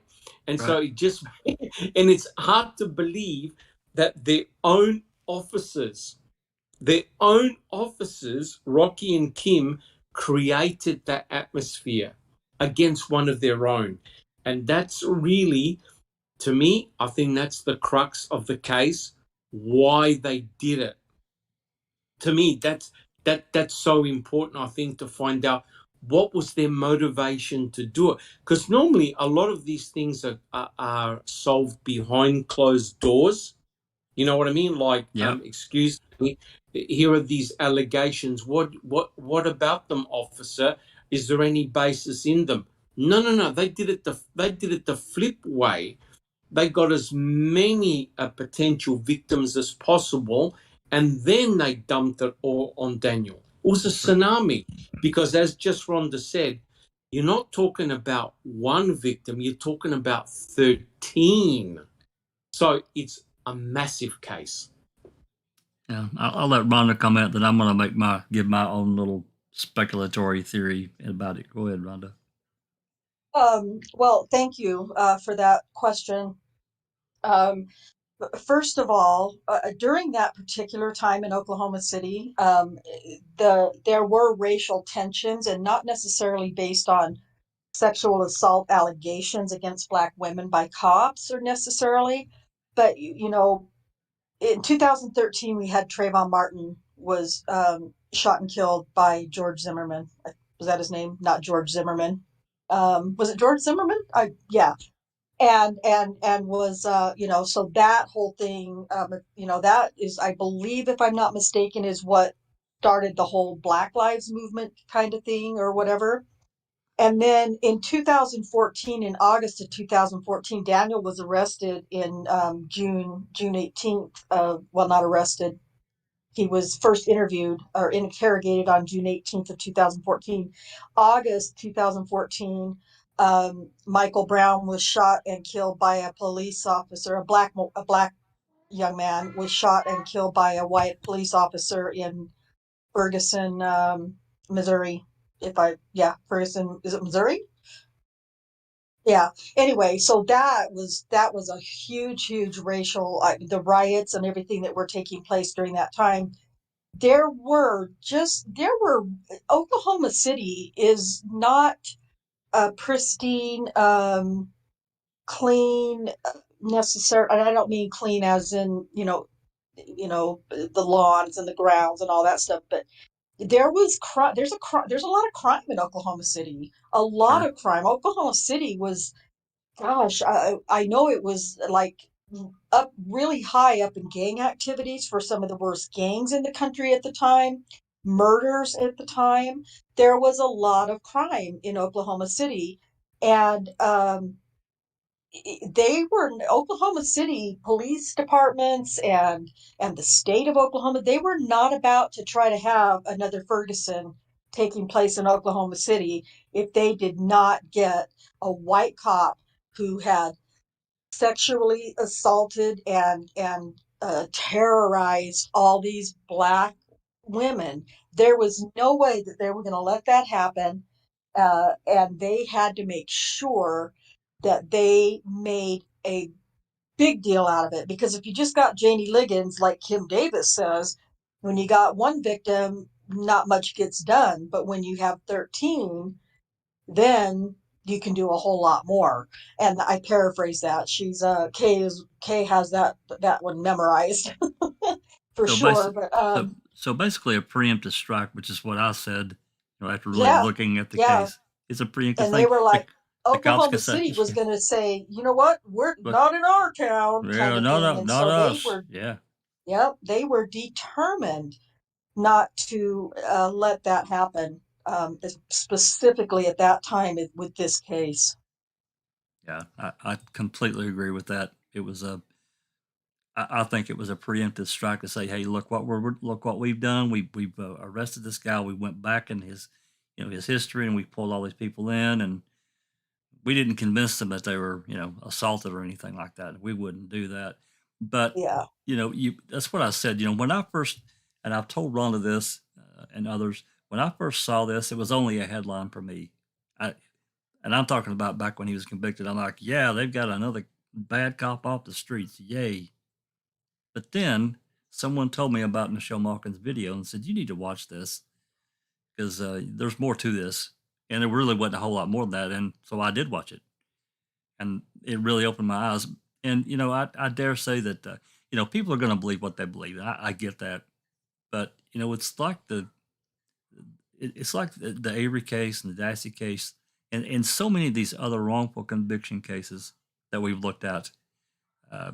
There's far more to this than just the newspaper headline. So.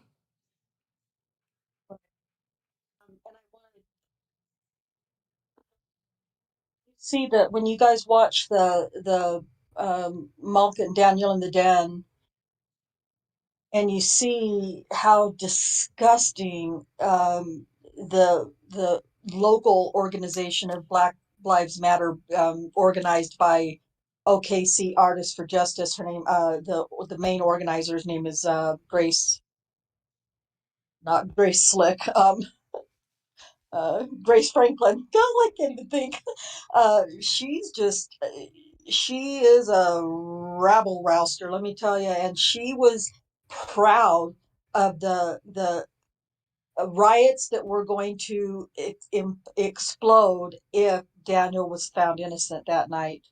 Well, that's another part of it. Can you, and not to take away from what you're talking about, because maybe you're going to mention it, but I don't want to steal your thunder. But you could hear during this video presentation of Michelle Malkin, you could hear these chanters outside of the courtroom inside.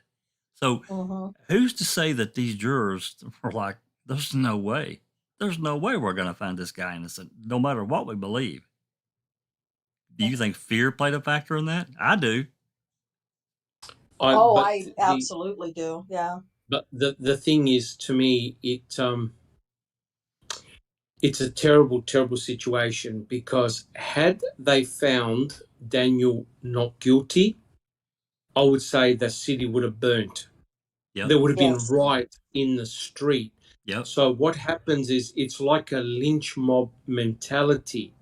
You're trying to portray your innocence, but it's the tsunami of victims that present their cases. And my understanding is that he wasn't charged for all the things that were thrown at him. I think it was 18 out of the 36 charges, which meant that a lot of the things didn't stick or were fabricated.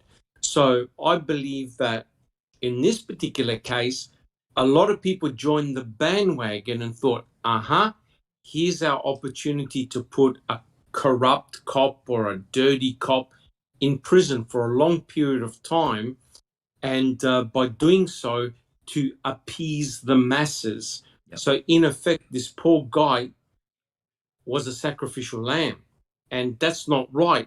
And now the situation is really nasty, because if they find him not guilty, then all hell's going to break loose again, right?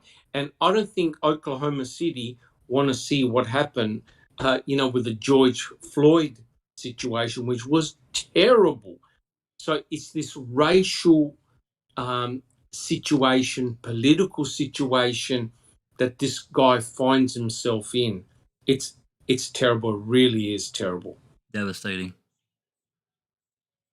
Yeah, absolutely. I just noticed a comment by Kay. Kay's great. She knows all these little important details that really are necessary to know and understand. And she said that Black Lives Matter was formed because of Ferguson, and then they came to OKC to put pressure on law enforcement to arrest Daniel. No doubt. So yeah, and so there, and Kim Davis likes to say in her interview with Michelle Malkin that no, there wasn't any racial tension going. No, we didn't have any racial. We don't have that kind of thing in Oklahoma City. There was nothing going on. She's full of shit. But this is why this is what I can't understand. I cannot understand it, and that is Rocky and Kim had to have known the potential downstream consequences of something like this, right? Because when you think about it, Daniel was accused of all these all these nasty sexual innuendos on all African American women. They weren't of mixed races. You know what I mean? Like, right. So the way the African American community would have seen it was white police officer targeting these poor African American women, etc., using his power to commit rape, to commit all these nasty sexual offenses. So now, with that backdrop, could you imagine if they found Daniel not guilty? No way. Of all those charges? Yeah. I'm telling you, they would have burnt the police station down. So I can't believe that Rocky and Kim opened up Pandora's box without sort of saying, hey, listen, this is what you've been accused of. Is there any basis to this? It's one of their own officers. And yet by going so public, by actually hunting out victims, they've made the problem. They can't shut the lid. They can't shut the lid now. The horse is bolted. It's a terrible situation. Another thing about this that we didn't really talk about at all during the summary part of this, and we could talk about this more, for the next time. But they went back. How far did they go back into Daniel's past? Rhonda, Alice. This happened in 2014, and they went, I'm not mistaken, 18 months, but they claim it was only 6 months. No, I'm talking about in his personal life. How far did they go back in his personal life? Oh, they went back to, there were school? Investigators who went to Enid from where he grew up, and junior high maybe high school, but I think it was junior high. And found? Nothing. He was a normal, all-American boy. And not one person would say anything against him. Not one. Not a former girlfriend. Nobody. No. So he wakes up one day when he's, he becomes a police officer. He's already been a cop. Now he's on patrol, and all of a sudden he's going to go after all these women of any race. I see just all kinds of issues with this. Just so many issues. Well, the whole thing is an issue. The entire case is an issue. And so to kind of, put a nice bow on it until next time, Daniel's civil trial has been pushed back now again for I don't even know how many times it is now, to December of this year. Really? The bad thing about that is it's another, however long it is, 6, 7, 8 months before he gets to, or whatever, 6 months before he, gets to go back to trial again in the civil suit. But on the other hand, it does give researchers and investigators and his attorney more time, because now with this business with Mike Hunter and all of his political bullshit and former Judge Henderson and all of his serious sexual assault allegations, we just need to find allegations that occurred during the time of Daniel's trial, and certainly during the time, and I hate to say this right now and then leave it, but also the time during the secret hearings that were held.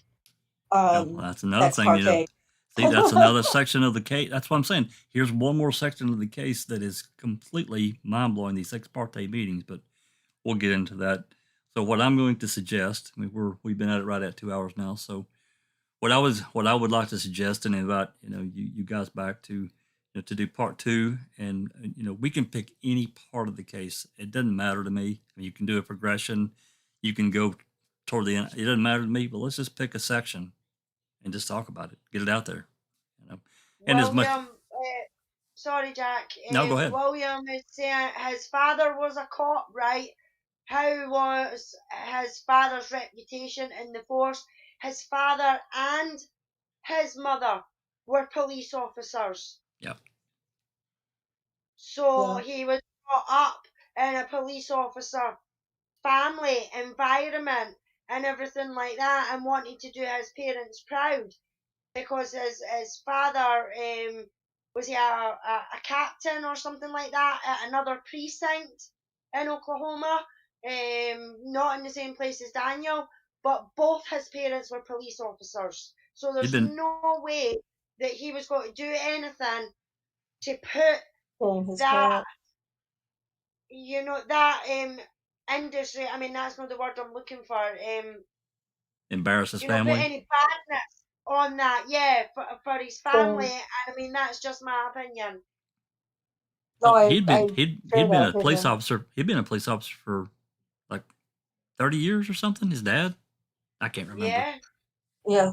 And his dad is still a law enforcement officer in Enid. I don't know. Kay knows his rank. I don't know. I know he's not just a patrol officer. I don't believe. I think he's higher ranked than that, sergeant or lieutenant. Well, not lieutenant, but maybe sergeant. Kay, I'm not sure. I don't remember, but and Kay also says, but it would be better if the civil trial went forward, so things from the civil case can be used in the final appeal. And I agree with that too. It's a triple-edged sword. I appreciate the extra time, to find more, information that we can use, from Henderson and Hunter. But at the same time, first of all, he's been sitting there for, 6 years longer than he should have been, forever longer than he should have been, number one. Number two, it just needs to move forward. This needs to be cleaned up, and it needs to be fixed, and it needs to be stopped. Lieutenant, so he is a lieutenant. Daniel's father is a lieutenant. He was a lieutenant. Yeah. So, William says, thanks for answering. I'm thinking of a reason why they would do this to him. Cops look after cops. Why do this to him? Because in my honest opinion, and I mean this is my opinion, William, it was because of the situation at the time. If they had let Daniel off with the allegations and everything like that, that city would have been burnt to the ground. And I honestly believe it was because of the situation that was there, and Daniel was made a scapegoat. The racial tension, I have to agree with that. It was bad, and this is not to make a lot of the issues that are in the system, and there are major issues. That there's no doubt. That's a different thing than what they did to him because they could, and they did it because they could. So anyway, if there's any other questions or whatever before we get out of here, and can I just make one? I just make one comment? I do believe it had a lot to do with the racial. That's why I asked the question about the political and racial environment at the time, because this almost is like a bit of like bloodletting, to ease the tension. He's your scapegoat. Okay, he's going in prison, and look at the prison sentence he got, right? 260. Not even serial killers get that length of time. It's completely outrageous. But here's the issue: the way Daniel can be released is if some of these so-called victims say, "Yeah, look, I lied. I got put under pressure. I lied." Now think about the issue that these potential victims are going to face if they say they lied, right? Yeah. Huge. Right. So now you've got a horrible situation whereby, now we can't trust anybody. It's the case of crying wolf, right? So when Yes. is a person telling the truth, or when are they fabricating and lying? And that's why in a case like this, you absolutely have to stick to the forensic evidence, because the problem with testimony, as we know in the Brendan Dassey case, in the Stephen Avery case, and many others, people can lie, people can fabricate. So the question is there an alternative explanation for the forensic evidence? If there is, I believe that Daniel should get a new trial, and he should be set free if there's an honest explanation to explain the forensic evidence, right? But it goes to show how police have to have so many precautions, because in certain environments, I know it's sort of sad to have to say it, but especially in America, there's a lot of this nonsense that goes on. You got to wear a body cam. You got to prove everything. You can't just say he said, she said, because even though Daniel is a police officer, because there were so many victims, potential victims, that tsunami of statements against Daniel, he didn't have a chance. No, he honestly didn't have it. If it was one individual, he said, she said, let's examine the forensic evidence. And I believe in this case, that's what you've got to do. Can you provide an alternative explanation for the forensic evidence against Daniel? I think that's important. I do too. Another thing, I probably not asked the question, but I have to wonder, given the description that at least a few of these accusers gave, if the Oklahoma City Police actually had an inkling or an idea of who the actual perpetrator was, of some of these ladies that said that, short black cop attacked me, if they actually knew or had an idea. I just have to wonder about that, because then you see if they had accused, if they had went forward with that and they had accused a black cop of doing this, oh my God, then what? Now you've got the other complete blow up of they're coming. And again, I understand the racial aspect of it, and I'm not trying to downplay that whatsoever. But there is another side to this too, and we have to recognize that. Correct. And I saw some of the interviews. I forgot the lady's name, in which she said, "Oh, well, maybe what's going to happen if he didn't actually do anything." And this is one of the ladies that accused him of rape, and then mentioned the fact that the officer that did rape her or sexual molestation was a short black man, and she even said it.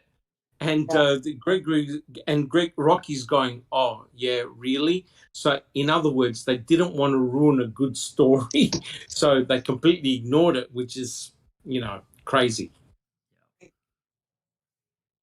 Yeah, it's sometimes when I'm like doing research or whatever it is that I might be doing, I think, oh my God, this is the craziest thing in the world. This is just, this, you couldn't make this shit up if you don't. And then I think, but it's real. It really did happen. It is happening. And it's so, there are just no words to describe the disbelief. Are you saying bad Hollywood script? Is that what you're trying to say? Yeah, I don't know. Or a good one. Well, Damn, I don't know. Well, yeah, one or the other, right? Because you just can't. It's just, and it's so hard to try to get through because, well, first of all, because there's so much corruption, number one, or in no particular order, and then the fact that there are so many different accusers and the stories, some of their stories get so twisted and convoluted, and I it's hard to it's a huge undertaking, a huge task to take it on and try to share it and explain it with others. And, something that's always bothered me and been frustrating to me is that it's hard to get a lot of awareness and attention for Daniel's case because, because of that first blaring thing in your face with that you see, accused of sexually assaulting 13 Black women. Right. And people see that, especially in these crappy times, and they shut down. Oh, well, how could it be? And I've seen it hundreds of times. Well, how could 13, women be lying? If they would just stop and give it some time and read the facts and read the information and just do some basic research, really, That's why I they said can earlier. see exactly how it could happen. I remember the headline. It's like, yeah, man, they got another bad cop locked up. Good. That's great. But then that's not true at all, and I'm glad I did dive a little bit deeper, I guess, and it's more brain cells gone, but whatever. I'm become really vocal about advocating for wrongful conviction, and I don't know what as a group that we can do, but the groups can grow and voices can be heard, and that leads into a bigger thing. So right. But I think, like you said, people really need to take a look at this case, and I wish that there was more attention on it. I get the aspect of why there's not to a degree, but at the same time, if you don't, if people don't, they're really kind of being a little bit hypocritical, in my opinion. And to be fair to both sides, you have to look at it. We're going to advocate. But I think though, in this particular case, there's a sting. There's a sting in this particular case, and when it comes to raping, when it comes to sexual molestation, these are serious crimes. Yep. But to make matters worse, the accusations are against a law enforcement officer. That's right. Who's meant to serve and protect. So you have an extra element of sting there, right? It's not a simple case of this person molested this person, sexual assault. It is a uniformed police officer, and there are multiple victims, which means that if Daniel is indeed innocent, by God, it's going to be very hard to overcome the boundaries because of the situation. It's not an easy one. It's a very complex one. It is. I agree. It is. It is very much so. All right. Before we get out of here, is there anything else? Any other questions, comments before we jet for the night and we'll prepare for another open mic about this? Because I think we need to talk about it. Yeah. Yeah, we welcome any questions or comments. Absolutely. Please leave them in. If there's any comments, please leave them in the when the video finishes and gets uploaded. Please leave comments in the comment section. We'll try to address them if at all possible. But we hope that people will continue to listen to what we know. We're not going to provide any misinformation that we're not going to put out any knowingly misinformation about this at all. I won't do it. Right. We want the full truth out there. So. Right. And I'm the same way. I won't put out false information or information I'm not sure of. And if I'm not sure of something, I'll let you know that. Absolutely. I have a reputation, that somewhat of a reputation that I want to maintain. It's just, and I'm grateful for the opportunity for, from you guys, from you, Jack, and Foul Play, to talk about this. And you know that I just respect everybody in Foul Play and in the community, and there's no way I would ever bring this to you and ask you to share it or help me share it, and disrespect you if I were not sure of what I believe and what I know. So I appreciate it. Oh, no problem. And again, I've speculated a couple of times, and there's nothing wrong with speculating if it's based on at least some knowledgeable facts that we know, that we can see. You kind of have to. I mean, to me, you kind of have to turn some things off to not to be able to see these things. But hey, I'm I'm just calling it like I see it from a speculation point of view, like I did earlier. But anyway, I want to thank everyone for coming. Thank you, Rhonda, for continuing to dig and fight, and Alice and Charee and everyone out there. Kay, keep pushing and keep shoving and keep talking. And appreciate everyone that's joined us. Yep. Appreciate everyone that's joined us on the live. It's been some lively conversation. So we'll bring you part 2, hopefully for next time. With that said, this has been a Foul Play production.